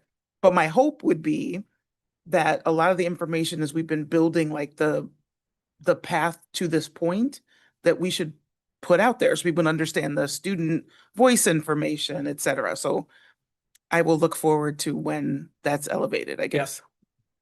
It'll be done tomorrow. Okay, awesome. Thank you. Sorry for the deep voice. Director Gallinger. Building upon that, it seems like with curriculum nights right around the corner, it's a unique opportunity for us to be socializing this across our 6 middle schools and 3 comprehensive high schools. So both recruiting for people to be part of the team that you're building, as well as to start to build interest in, as you said, sort of getting in the ground floor. So has there been any sort of coordinated plan to do that across all of our curriculum nights that are coming up? That is when we have the most parents engaged and looking. And frankly, they're the ones that when you have a freshman parent that are going to be soaking this in, and it would be a missed opportunity that you're not going to get because the school should be open for curriculum nights a year from now. Absolutely. We have to take advantage of curriculum nights. So I'll work with Julia to make sure that we have coverage at those events and promotional information.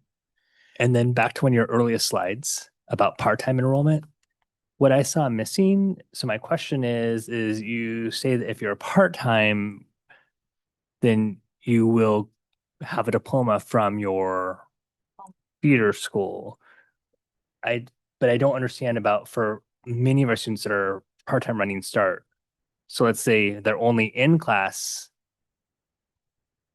in ISD is at this school. The rest they're part-time is at Bellevue College, does it make sense that their diploma is going to say Skyline when they actually don't attend any classes at Skyline, but they are running start through Skyline and then attending here in person? So I just don't see that part. And I think that's going to be a question that comes up pretty early on. So I would love some clarity on that so I can answer that question when that comes up. Yeah. We'll get together and make a final decision on that and be able to share out. We have been thinking through what the options are.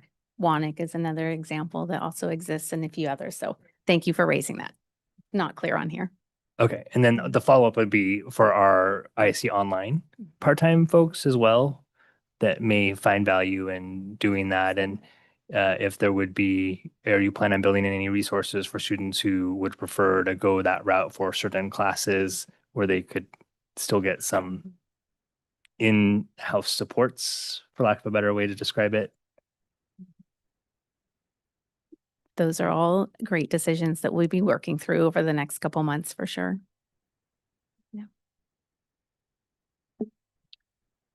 And I just have one comment, which is adding on to what Director Coyne said is just, and if it's already there, I apologize.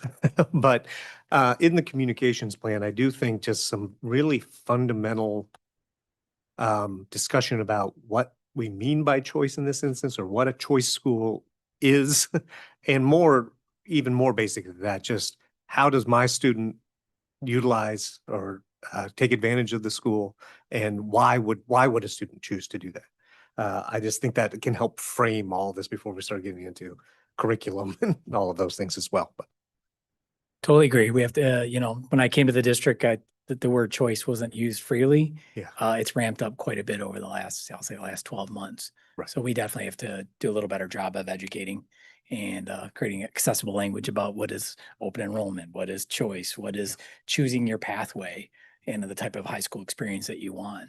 And that's really at the end of the day is we want parents to choose what, do I want a traditional, or do I want a project based, or do I want an online, or do I want a very career connected type opportunity?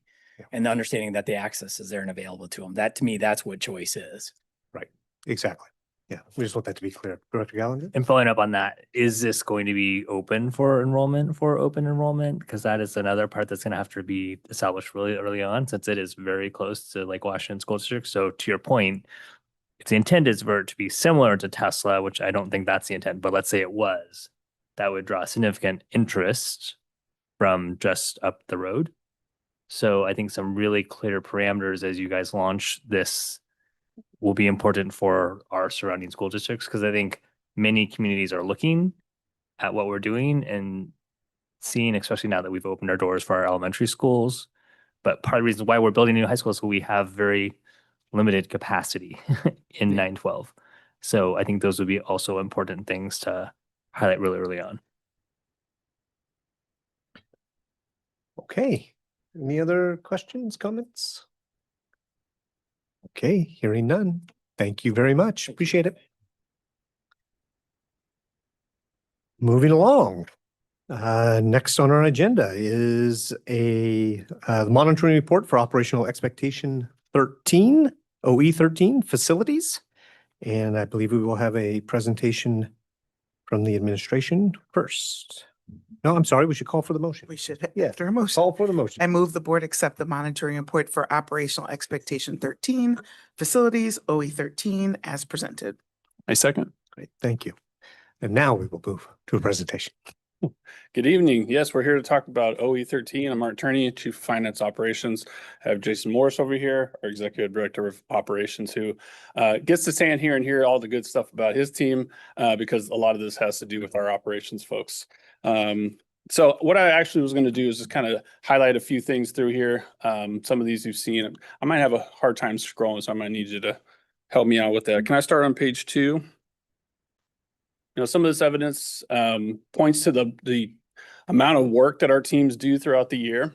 One change that we made here under facility work order system is that we changed the timeline that we were giving you. So we shortened this now to between August 1st to July 31st this year to start a new 12-year cycle. So when we see 92% of those work orders being a slightly different number than you've seen before, it's because we have essentially one less month, right, that we're working with. So that number is going to go up as we add the next month to this. And so in the future, we'll have 12 months to report on.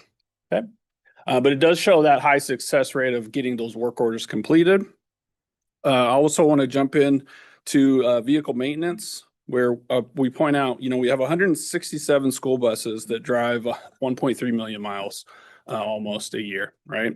73 other district vehicles and 24 trailers, and those all have to be maintained. We have a shop down at the transportation center that does all that work, and they're tremendous at what they do. We also have a team that continues to get high marks on the compliance with the state safety standards. So they have continued that in the past year. Can you go to the next page? Also want to point out, we did pass a levy in the last year, which is a great accomplishment. Thank you to the voters for that, and actually allowing us to continue with the necessary critical repairs of the district. And really, we are getting ready to jump in when those dollars start rolling in 2027, getting started on the south end primarily, get that roof going in Maple Hills, and then we're going to get those 3 vestibules. Those are the first projects we're going to get out of the gate with. So any preliminary planning is happening that doesn't cost us anything, obviously, before that.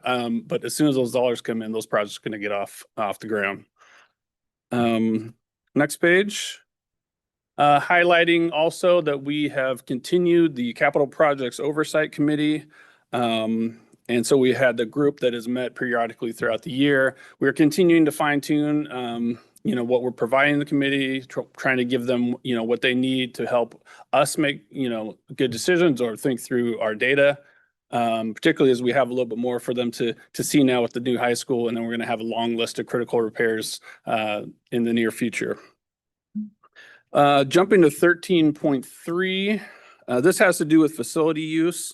We definitely want to maximize opportunity for community users in our facilities. So I wanted to point out on the next page, page 5 there, bookings and usage comparison between the years. So in 25-26, we actually, I want to point out those class 4s. Those class 4s are the full pay community groups. Jumped from 587 bookings in 24-25 to 990 bookings, and of course a big jump in the hours available. So that's a pretty good increase, and I know our team has been doing a lot of work trying to shift schedule and make sure there's time for everybody that's looking for time in our buildings, so we can be good partners with the community. Something that we implemented a couple years ago down at the bottom, page 5, is online payments. Wanted to point out, that's something that makes this process easier for rental groups too. So obviously that's continued. We're right around the range that we were last year. And so we know that people are taking advantage of that. And I think that helps in terms of bookings. 13.4 really has to do with making sure we're not going out and doing things without your approval. But this does call out Beaver Lake Middle School. And since, I had this whole thing about how great this was, and you kind of covered it already. So, just wanted to point that out. It took a lot of work. You'd be amazed at how much work it takes sometimes when you find out you need to replace an elevator and there's only so many things you can do, and it has a cost. So team put a lot of energy into that. And I think that that's going to last a really long time out there at a Beaver Lake. We obviously we'll be looking to name a mascot in the building here in the next year. We haven't done it in 25-26, so our reporting was that we hadn't done that. Not acquiring land either. So let's jump to 13.7. Change orders again. We talked a bit about that tonight, and I was going to point out, where we were and the percentage of the project and all that. And so happy to hear that we got your feedback on what you'd like to see, so we can bring that tally when we have those updates for you, so we can just continue that list and show you kind of the comparison to where we're at in the project. And then anything else as it comes up, because again, as our philosophy, we want to be transparent in the whole process, want to give people the information they want to see. 13.8, allow facilities to be unclean, unsanitary, or unsafe. Our facilities department does quite a bit of work with our custodial team. And one thing we're very proud of in the last year is, particularly Don Browder, one of our supervisors, put together a very extensive standard operating procedure for our custodians with their input. And we were also able to have quite a few versions translated, right? So meeting people where they are, what they need for information, and it was jointly created. So very proud of that, putting that in place this past year. 13.9 kind of goes along the same lines of facility use, what we've been able to do. I want to point out that the theater usage, so this is one, I know our team works with these outside groups and city groups to make sure that we can get that theater used as much as possible. This is a community asset. And so we jumped up year over year quite a bit there.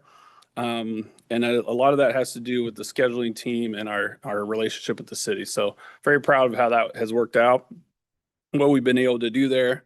And then right at the bottom, we also give you kind of the, how much are our buildings being used on a percentage basis. So in total, again, very high utilization with all of the groups. One I'll point out is Issaquah Parks and Rec there, jumping up from almost 5,000 hours to 7,100. So again, being able to look for space, being creative, juggling a lot of different things. When you have 95% utilization, it's hard to get those things in, but the team works really hard with our partners. So I hope I didn't ramble too quickly there for you, but I wanted to just kind of highlight the things in the report and then take any of your questions.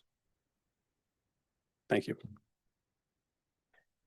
And I think before we do that, I should ask if there's any public comment, which there's no one in the room. So is there anyone online that would like to make public comment?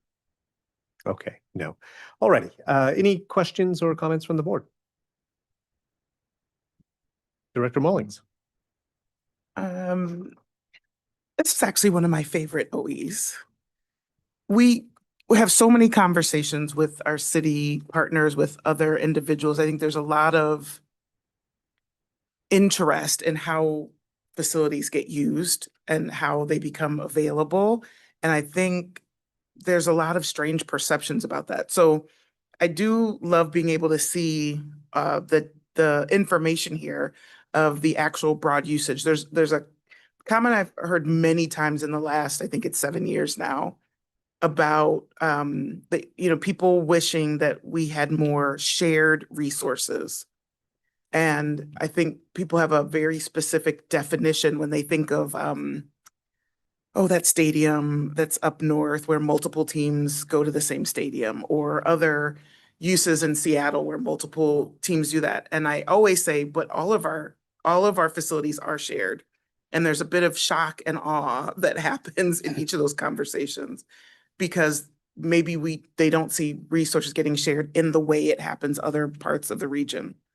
And so what I love about this report is the literal thousands of hours in which the facilities in our district are used, are shared, are leveraged by city partners, by Parks and Recreation, by community groups. And I just can't say enough about us keeping that highlighted, because I just don't think there's an understanding of these are 100% shared resources.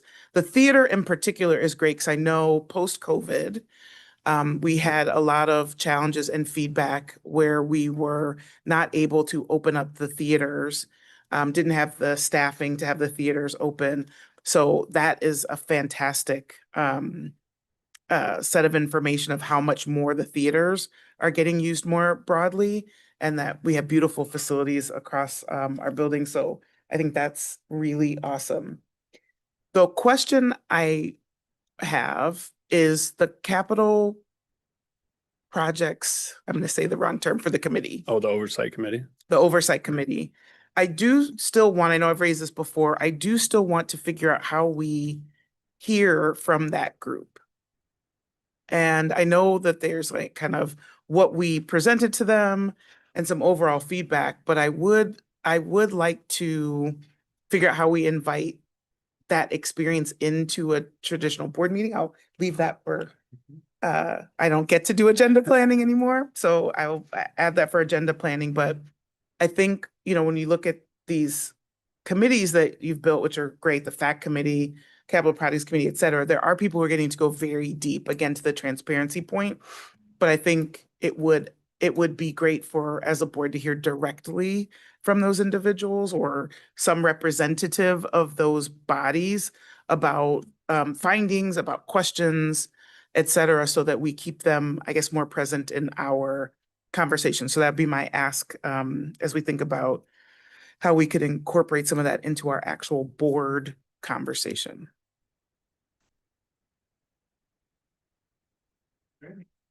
Director Anderson. So thank you for this report. I think of all the OEs that I've seen over the last 9 months, this one I kind of went through with a fine tooth comb the most because I think the South End is struggling in a lot of these areas. And so as a whole district, I'm sure we're doing really well. But you mentioned the Maple Hills roof, like that displaced students from instruction. So that was an area of concern for me. We had issues with transportation for about 4 months in the South End with students being dropped at the wrong locations, which is a safety concern. And it taking 30, 45 minutes longer than it's supposed to get them to school. Bathroom issues. I heard numerous schools in the South End had bathroom concerns. So though I'm most likely going to approve this report, I feel like we do still have areas of growth, and I don't see anywhere in this report like areas where we're identifying where we can make improvements. So that's kind of just some feedback on that from me. I saw that we have 92.2 of our work orders completed, which is a great achievement. But I am curious if of the 510 that remain open, if any of them are related to safety, security, roofing, HVAC, any of those critical systems that could cause issues with this school year. It's a great question. I think it would be best for us to answer that by collecting that Okay. for you instead of trying to estimate. Totally fine. I get that on the spot. Do we have cleanliness ratings by building? So our practice, and I'm sorry, I'm not going to be able to pull the exact Yeah. reference, but we do follow a standard for custodial cleanliness. It's a 1 through 5 scale, 5 being like white glove kind of treatment. We shoot for a level 3 according to that national standard, which indicates, safety, cleanliness, things of that nature. So we do clean to that level, and that's one of the really important pieces of work that Supervisor Don Browett has done with our partners. And I want to give a shout out to our tradespeople, our mechanics, our custodial staff, our classified staff. Those standard operating procedures, one of the primary goal sets, not only staff development, but also to create a more uniform practice of cleaning styles, usage of cleaning products, cleaning techniques across the district. That was a major goal of that, to bring that alignment so that all schools should expect a similar level of cleanliness. So that was a major lift. I want to shout out to our union partners who are lead custodians specifically, who participated in designing those standard operating procedures. And so we think that's a big step forward as far as making a more common practice across the district and making that experience similar at all schools. It's not always going to be exactly the same because the facilities are slightly different, but that standard level of cleaning is really what that SOP process is about. Great. Thank you for that. Now that I've reviewed, I think almost all of our OEs for the 25-26 school year, it appears to me we do a lot of self-certification. And I think that that's okay. In a lot of cases, we have data to back that up. But for this one in particular, I would encourage the district to explore opportunities for third-party validation.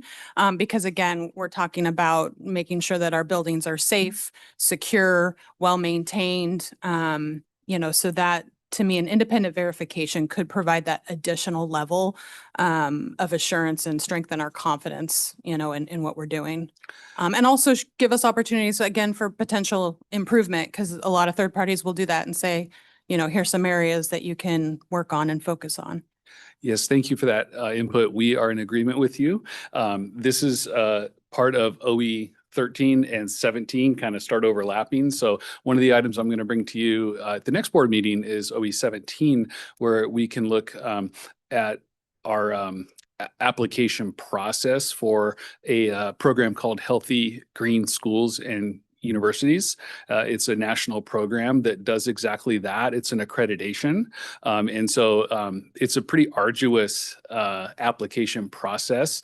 We're in the middle of getting our system ready for that accreditation. They give you a gold, silver, or bronze rating. And one of the key components, the foundational elements of that process were those standard operating procedures. And so that work is a multi-year work, and we're looking forward to finishing that so we can achieve accreditation and really also identify where our improvement areas could be. You know, should we receive a bronze level? How do we get to silver? Should we receive silver? How do we get to gold? So that is in process. We couldn't agree more. I just wish we were done, but we're working towards that goal. Awesome. Thank you. Any other questions? Comments? I have one very minor question and then one comment. Ground maintenance volunteers. I had no idea that we had a program. Can you tell me a little bit about that? It caught my eye. Absolutely. Thank you, Director Taylor. It would be more, typically it's a school-based volunteer. Oftentimes it's associated with a PTSA group or possibly a boosters group, but usually a PTSA group where we'll have folks, and sometimes, quite honestly, it's more student-led, like it's an Eagle Scout project or something along those lines. Those do come up throughout the year, and we try to partner as best we can to make those opportunities available, because we do have interested community members that want to help us maintain our grounds. We have to be a little careful and make sure they're not doing anything that goes against, you know, like our pesticides policies or things like that. But we are very blessed to have folks in our community, particularly ones with green thumbs that like gardening, and those projects happen. I wouldn't say it's a blanket approach across the district. It's typically more school-centered or school-based. Okay. Thank you. Thank you, though. Then the comment, and this is, you'll appreciate this, Executive Director Morse, but I was surprised that I didn't see any discussion about the air quality work that the district does in this monitoring report. And if that is more suitable for OE 17, that's fine. Or if the work that would be highlighted is this year, not looking back last year, fine. But I just want to raise that it was in my mind that I know you guys are doing all this great work with air quality. District was nationally recognized for that work. So I was just surprised that it wasn't mentioned somewhere in the report. And I thank you for your partnership in those endeavors. We had a great meeting last week about the air quality work. I did report it in OE 17, but perhaps it's one of those items that we should call on it twice in 13 and 17, because there's overlap there. And those are things to celebrate. That's really high quality work. And I really must, one more time, shamelessly, plug my team, our transportation team, our drivers, our facilities and maintenance crews, custodians. They work hard all year round, all summer, really for today. For the start of school is kind of their finished product. And then the kids show up and the teachers show up and they get right into it again. So we are blessed with very good employees and staff members that help us reach these goals. So thank you for calling that out. Great. Thank you. And I'll just say also, today is one of those great days. You know, we do this throughout the year, but today, being the first day, we get to visit schools. So I got to go to Maywood, Liberty today. We get to see the handiwork that our teams are doing. Tomorrow, I will be out at Maple Hills and some other South End. Yeah. It's nice on the way from the house. So I do love going out there, though. Maple Hills is one of my favorites, and it's going to be a good day tomorrow. So, we always like seeing what it looks like. So thank you. Great. Any comments, Superintendent?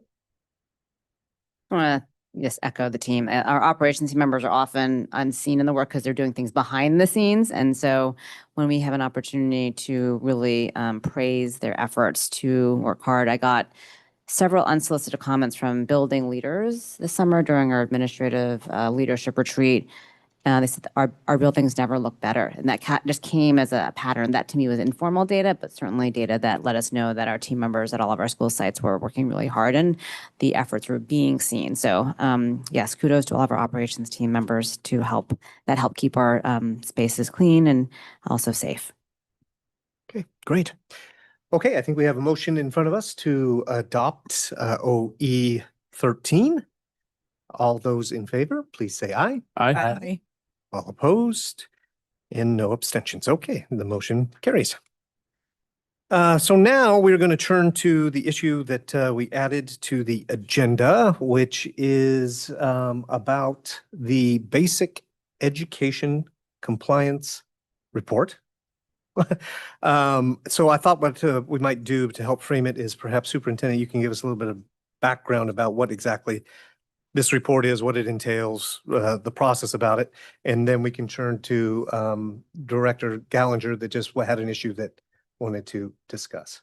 So do Wait, you want to Director- start with the actual motion and then treat it Yes. like a regular? Yeah, agenda? that's Okay. a good point. Yes. Let's start there. So I move the board approve the 2026-27 BEA compliance report as presented. A second. Great. Okay, and I'll turn it over to you, Superintendent. Thank you. So the basic education allocation annual submission is part of what every single school district does to attest to the activities that we're supposed to do by law and by regulation and by statute to deliver on educational services. There are times when there are very specific questions that are mandatory, and there are also optional questions where there's sometimes gathering information about what might be happening. And sometimes those optional questions do change the nature of how they're being phrased. So, and wording is interesting, right? So how they word things can be interpreted sometimes in many ways. As the person who used to do the detailed work behind it all the time, you're always asking the question, wait, am I looking at this correctly? And you're consulting with lots of other people to make sure you do a test accurately to what the question is asking. So with that, I appreciate, the attention to bring this forward. It also is a critical submission as we then seek to access funding from the state overall. So the process is kind of a multiple part process where we submit this to the state ends up approving it, but also we put it in front of the board as part of the requirements as well. So that's where we are, but my partner in this is Dr. Jacqueline Downey, so I'll let Jacqueline Downey come join us and to provide some additional context as a delegate as part of the BEA process. We also need to attest to the minutes that we're delivering instructionally, which is also part of the submission. Thank you, Superintendent Jacqueline Downey, Chief of Schools Leadership and Learning.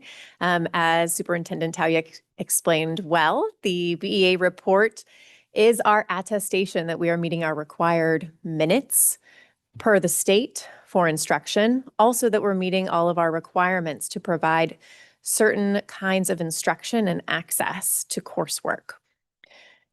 As the superintendent also said, there are numerous optional questions throughout where feedback is being gathered that is guiding the state in future decision-making. For instance, with the Future Ready initiative and the revision of high school graduation requirements, there were numerous optional questions to share about pathways, how we support students in meeting graduation requirements, and what additional supports we provide for dual credit. That section, if you can go to the submission survey, which I think is the other tab, thank you. The optional questions for that Dr. Downey is referring to begin in it's PDF page 6, and you can see item 14. If you can scroll down.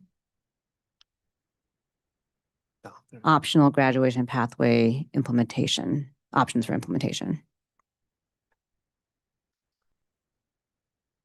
So that's an optional section. So we can pause and see, and we can pause here and invite discussion or questions. Thank you for entertaining me. So you can keep scrolling down to number 40. And so the question is, please answer the following questions about the LEAs, which is our school district, dual credit offerings, which include advanced placement / international baccalaureate / Cambridge International, running start, college in the high school, and CTE dual credit. And the question is, how well are the LEAs or districts' current dual credit offerings meeting student demand? And when the answer says adequately meeting student demand, in the parentheses, every student who wants a dual credit course can enroll in one. I have a problem with us submitting something to the State Board of Education that just isn't true. And I understand it may be an optional question because they're gathering data, but this is not a true statement. Every student who wants a dual credit course cannot enroll in one. And that's why we're undergoing the challenges we are at Skyline. And I mean, I have a student currently at Skyline who for that isn't true, who's a sophomore. So if it says many students or some students or half of students, but every student, it's not true. And so I, as a board member who's supposed to be signing off on a report that is critical to compliance and funding for our district, I can't in good faith vote to support something that isn't true. So that is why I wanted to bring it up.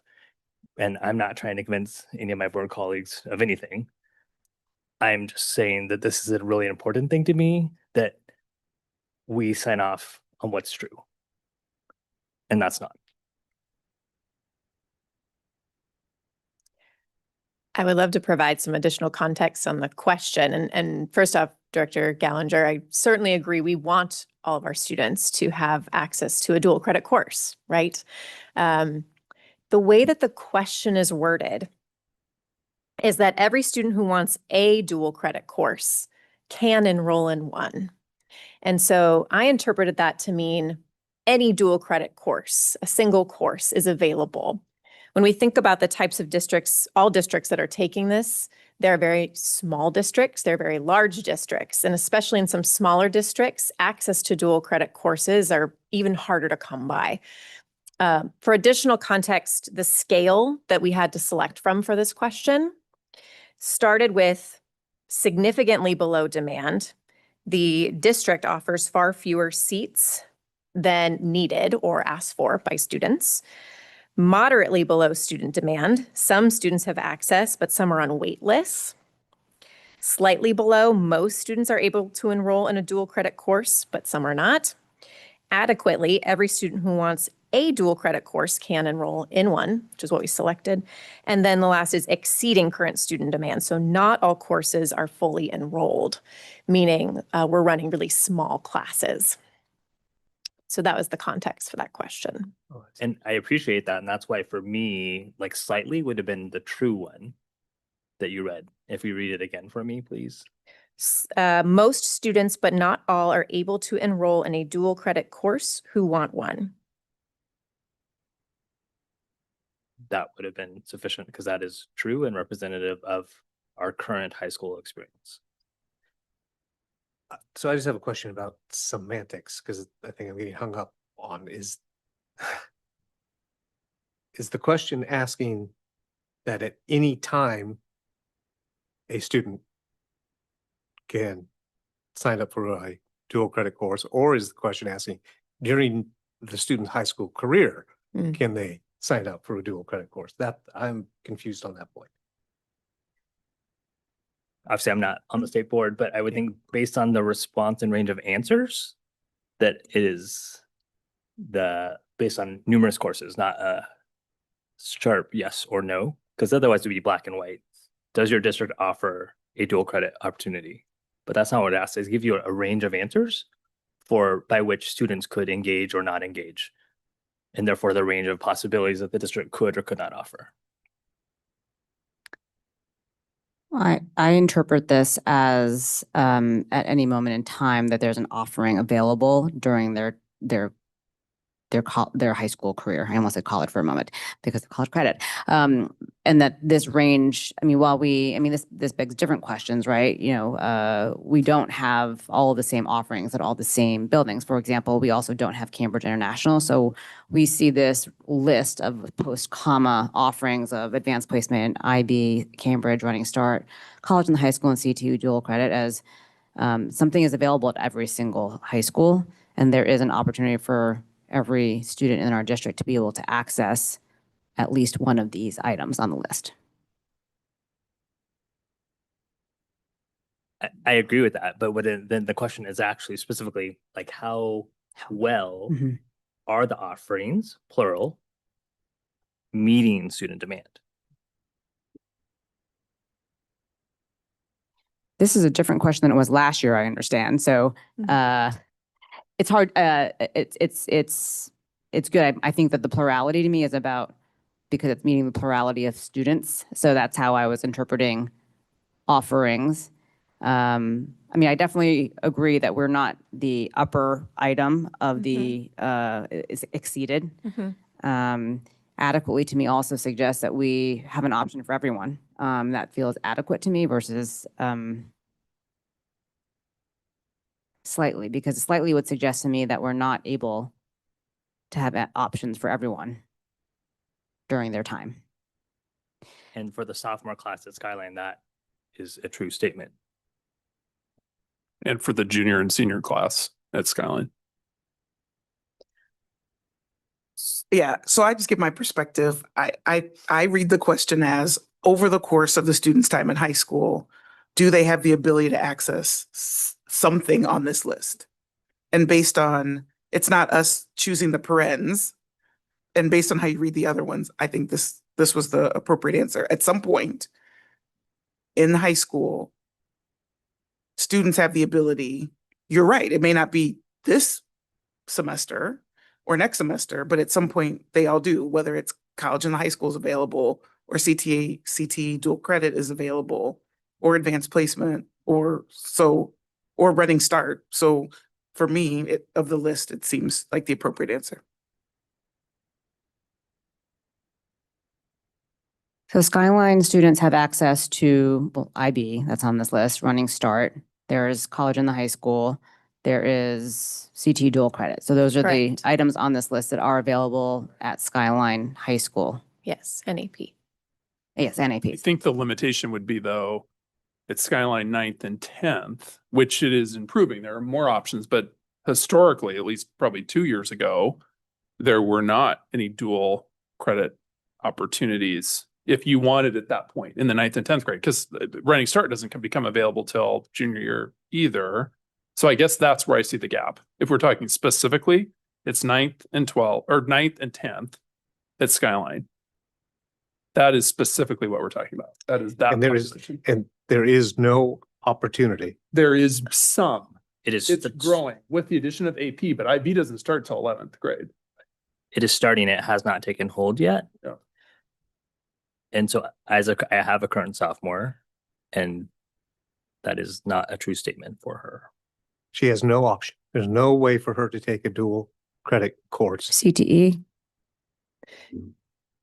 Is So- one? CTE, college and high school, that's not available. So I want to note that as a submission to the state, we're crossing a good conversation around our program offerings and what we want to be true and best for every kid, every moment in time. I don't think these two things are one and the same. So when we talk about instructional program offerings, which is OE 14, where I know we have a lot of work to do, that is where we spent a lot of time over the past several years, deeply engaging on the variety of options that we have, how we increase those offerings, how we really also have to marry that with also course interest and demand from students when they go through the selection process. There's a lot of complex things. This is, as I interpret oftentimes SEA or state agency questions, it's very, I feel very almost black and white sometimes versus what we want to do in our policy and procedures for how we handle these things. So to me, I don't think it's the same as that conversation, although it touches upon that and sparks good questions. I still interpret this very much as, do we have an offering at any moment in time that's in this range? The only thing we do not offer in our district is Cambridge International, and we offer every single thing on this list, and that's how we interpret it. So, you know, this is good conversation. You could hear other perspectives on the board as well. Dr. Anderson? I mean, for me, it's not calling out a specific time frame in the high school career. So if they're able to get it, maybe not their sophomore year, but junior and senior year, then we're meeting the requirement, is the way I see it. And I understand that in your particular situation, it's not meeting your demand, but your demand, I think, is different than what the question is asking. But the question says student demand, not required. Right. But so again, I had a particular situation where there wasn't an offering for a sophomore in health services, but they're going to be able to take junior and senior. And to me, that particular parent being frustrated that they can't continue that health services their sophomore year, to me, they'll get to start junior year. Like it's not that it's been eliminated, it's just it's been delayed. So when you're defining demand, is it that particular family's demand, or is it the demand in the question? And the question to me is meeting, you know what I mean? Like we're talking semantics here of The question to me individual families versus this question and what it's defining. question to me is unclear. That's Of course, the question's unclear. yeah. And so we have college and the high school at Skyline, correct? Yes. As I understand, we have college and the high school at Skyline.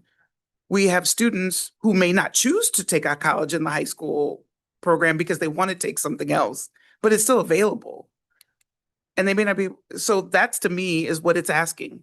Do students, now if I choose not to take it because it's not my preferred selection from this list, that's a whole different preference question. But the offering, I think, is adequate. And so based on the other choices and based on the fact that this parens is written by the surveyor, not by us. So, I mean, they're available. They may not be the exact ones we want. They may not happen at the time we want them to happen. And we may, as a district, want to improve them, which we're clearly working on, but they're available. And I don't want to take any more board time. I will just say that I encourage my board colleagues, as you look through the Perkins submission and the highly capable submissions, please look at them very closely to make sure that they accurately reflect what our community has the opportunity to do. Because this is our moment to say yes, like we are the last stop of accountability. And I would encourage you over the course of this year and in future years to look closely at them, because there have been inaccuracies, particularly with highly capable one. And that is why I think I'm particularly sensitive to seeing submissions from our district to the state on things that are not actually offered. And so we can agree or disagree on the semantics of this. I am concerned that what we submit to the state is an accurate reflection of what our students actually have the ability to find. Thank you for sharing that context and history, and also we also care about the accuracy and making sure that we are precise with what we are doing. And this has been a helpful conversation overall. Any other questions, comments? Okay. Oh, I do want to do that. Yes, I will call for any public comment, but again, seeing that there's no one in the room, I will see if there's anyone on Zoom that would like to weigh in. No, okay. Okay, well, I think we have a motion in front of us. So all of those in favor of adopting this report, please say aye. Aye. Aye. All those opposed, say nay. Nay. Nay. And the motion carries 3-2. Okay. Moving on to the next issue. Legislative matters. This is an opportunity to share any legislative updates. Does our legislative representative have anything to share? I do. So the State Board of Education took action earlier this month to move forward with its Washington State Future Ready Graduation Requirement Proposal. This is not legislation yet, but worth monitoring because it could significantly influence Washington future graduation requirements and high school programming.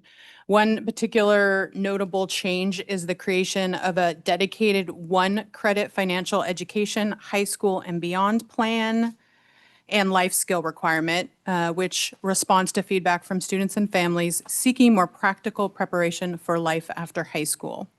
I'm also continuing to monitor implementation of legislation passed during the 2026 session, particularly around literacy, behavioral health supports, and new requirements governing the use of student restraint and isolation during behavioral crisis. Finally, state funding pressures remain a concern as districts begin the new school year and policymakers look ahead to the 2027 season, which will last 105 days and focus on the 2027-2029 timeframe. At our September 1st board retreat, we have a topic on our agenda focused on future legislation. So that is my update. Great. Director Mullins, yes. For the graduation requirements, what is the process? Like how do they become the new requirements from the proposal? So the proposal would then be put forward into the state legislature and become part of the next session. So that's the forward-looking. What has been happening has been over 2 years. They have been doing this Future Ready Task Force, which we've seen parts of, but they had put out for comment different mock-ups, I think starting in late spring this year. And they actually did make a lot of revisions throughout that process to get to the point where they are today, where now they're ready to be passed over to the legislature for review. And so does it already have a legislative sponsor for these revisions, or that still has to be sought?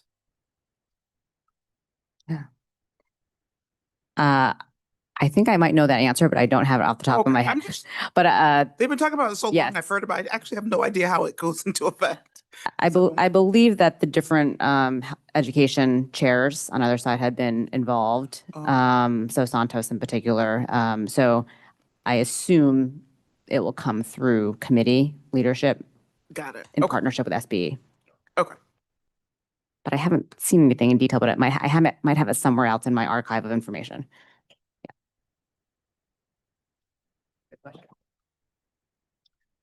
Okay, any other comments? Okay, moving on to announcements and correspondence. This is an opportunity for board members to add any other correspondence they have received to what has already been reported. Does anybody have anything to add? Hearing none. Okay. And then last up is calendar and future agenda topics. And we have a few things to discuss. So let's see, I think the first one is we have our monthly PTSA and ISF meetings. I think the intent here is just to make sure we have these covered. Is that correct? Okay. And isn't it usually the board president that does the ISF and the PTSA? If I need a backup, which as of right now, I shouldn't. But if I do, does somebody want to volunteer to be my backup? Particularly for the PTSA, or I guess I can just reach out to you guys individually. Yeah, never mind, I'll do that. Yeah, I think the PTSA over the past several years, we've actually been trying to open them up and have 2 board members. Oh, that's true. Go. Yeah, you're right. It's what we've historically done. Yes. For ISF, yeah, we let that be one of your joyful. Oh, I like it. It's fun. Yeah, it's fun. Okay, yeah, I think that's true, and I think that's a good idea to have that exposure to the PTSA folks as well. Would somebody like to join me at the PTSA meetings this year? They are during the day usually, so. The other retired person? Yes. Okay. Director Anderson will join me there. That's great. We have our retired contingent back. For now. That's good. Okay. Okay, then a reminder about our board retreat on September 1st and 2nd here in the boardroom. And then WASDA General Assembly on the 19th, hoping that we can all make that, but we need to notice that if we do. If we have quorum. Yes, I'm planning to be there for part of the General Assembly. Is everyone else? Who else is planning? Here? It's here. We're hosting the other districts here, like we did last year. I'm planning on it. I'm waiting on something to get scheduled a time that day to find out how much, like if it's later, I might just leave a little early. If it's right in the middle. Yeah, I have to leave for an engagement, but I think it'll be over before I have. So I'm planning on being there. Yeah. I need to follow up. I don't know yet. Okay. Yeah. Yeah, you'll be here, Director Gallant? Sure, I'll be. hosting. You're hosting. Okay, so there'll I be three. believe I will be here, yeah. Sounds like there'll be 3 or 4 of us here. Mm-hmm. Okay. We need a motion. Oh, we need a Just- motion. It's just a posted assembly, just like it is for when we go to WASDA conference. Okay, so we just posted. No motion. Okay. Next up, we have the new high school advisory team will be beginning to meet once that team is put together. There's a question as to it would make sense, I think, for a board member to attend those meetings. Question is, do we want that to be one person or do we want to rotate? Or I 2 think- people, probably 2 people. I think we should rotate. Yeah. 2 people between on the a 5 of rotation? us. I think that group would appreciate. Yeah, and I think we would all like that. And we'd all appreciate it too. Yeah. Yeah. Okay, so we will do 2 people on a rotating basis, and I guess they're not in existence yet, so we'll wait to calendar when the.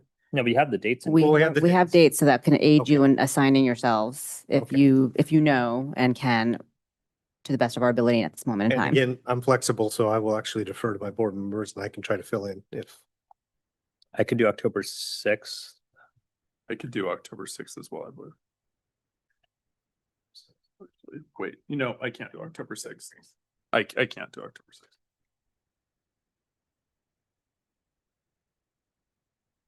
November 3rd is election night, just as an FYI. We may want to Oh. move that.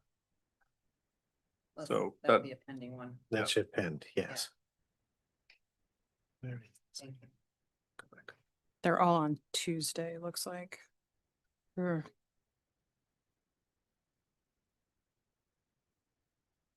December 1, we have our SIP meeting earlier. On December? I see on the 3rd. Did I miss? It was the 3rd. Yeah, it's the 3rd. Okay. not the first. I can go to the December meeting if someone wants to join me.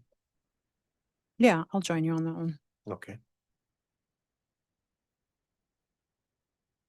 How far out? Do we want to do all these or do we want to pick this back up as we get closer to some of the other dates? Do we have the first 3 covered? We do, I believe. No, think we we don't have- have. I don't the think we first one? Oh, November 3rd is, did we? Yes. I mean, pending election night, I think we probably, I don't know how many people want to be home that night. I don't know, we Yeah. might want to keep it on the schedule because we're trying to go for the kind of a regular first Tuesday of the month-ish, although Yeah, there's after some breaks, January 12th fits better because of the winter break. So I think we'll probably keep the November 3rd one. That's true. Yeah. what time would the meeting? So 5 to 7. 5 to 7. I actually. So, think I mean, I'm available November 3rd as well. But I'm covering October 1, so I don't have to. It's really about who has.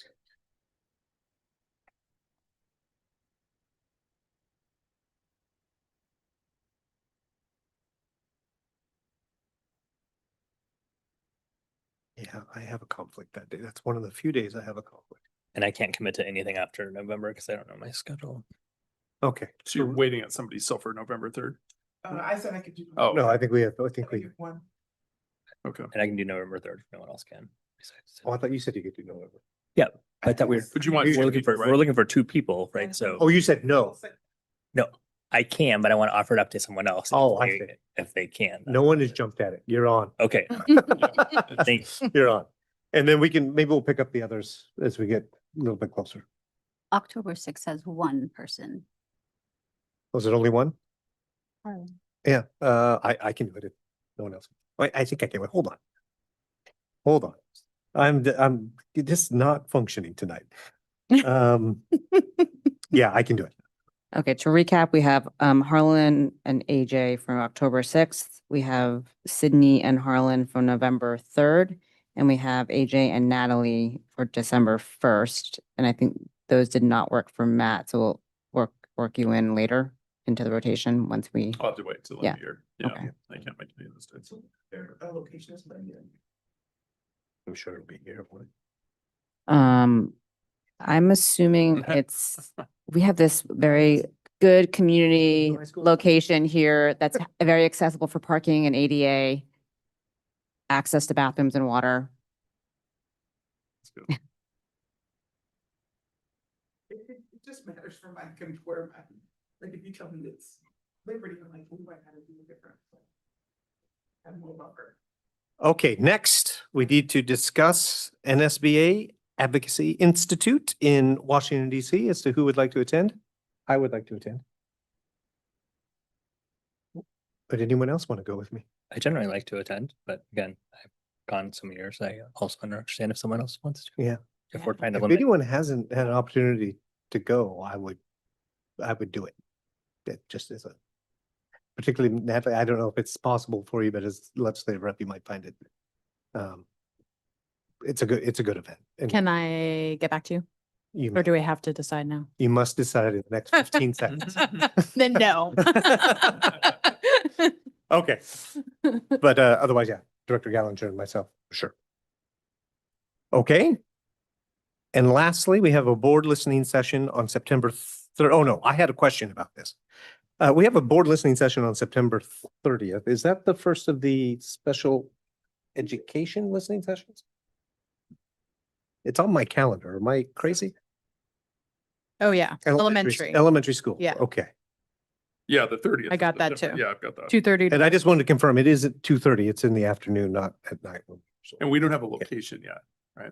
Okay. That's early release day, so that's, I see. That's Yes, why. that's I early release day. couldn't trigger the remembrance as to why it We was need to early change in the the day. date then, because if it's early release, then, No, that's why we're doing it. that's oh yeah, sorry. Yeah. Yeah. right. Could be, School. It's for our elementary. Staff. And you just, Elementary. you have to find all the locations for them. yes, we were working on that. Okay, very good. I think that is it for calendaring. Are there any other items to bring up? Any future agenda topics? Okay, anything else for the good of the order? Then we are adjourned. Oh.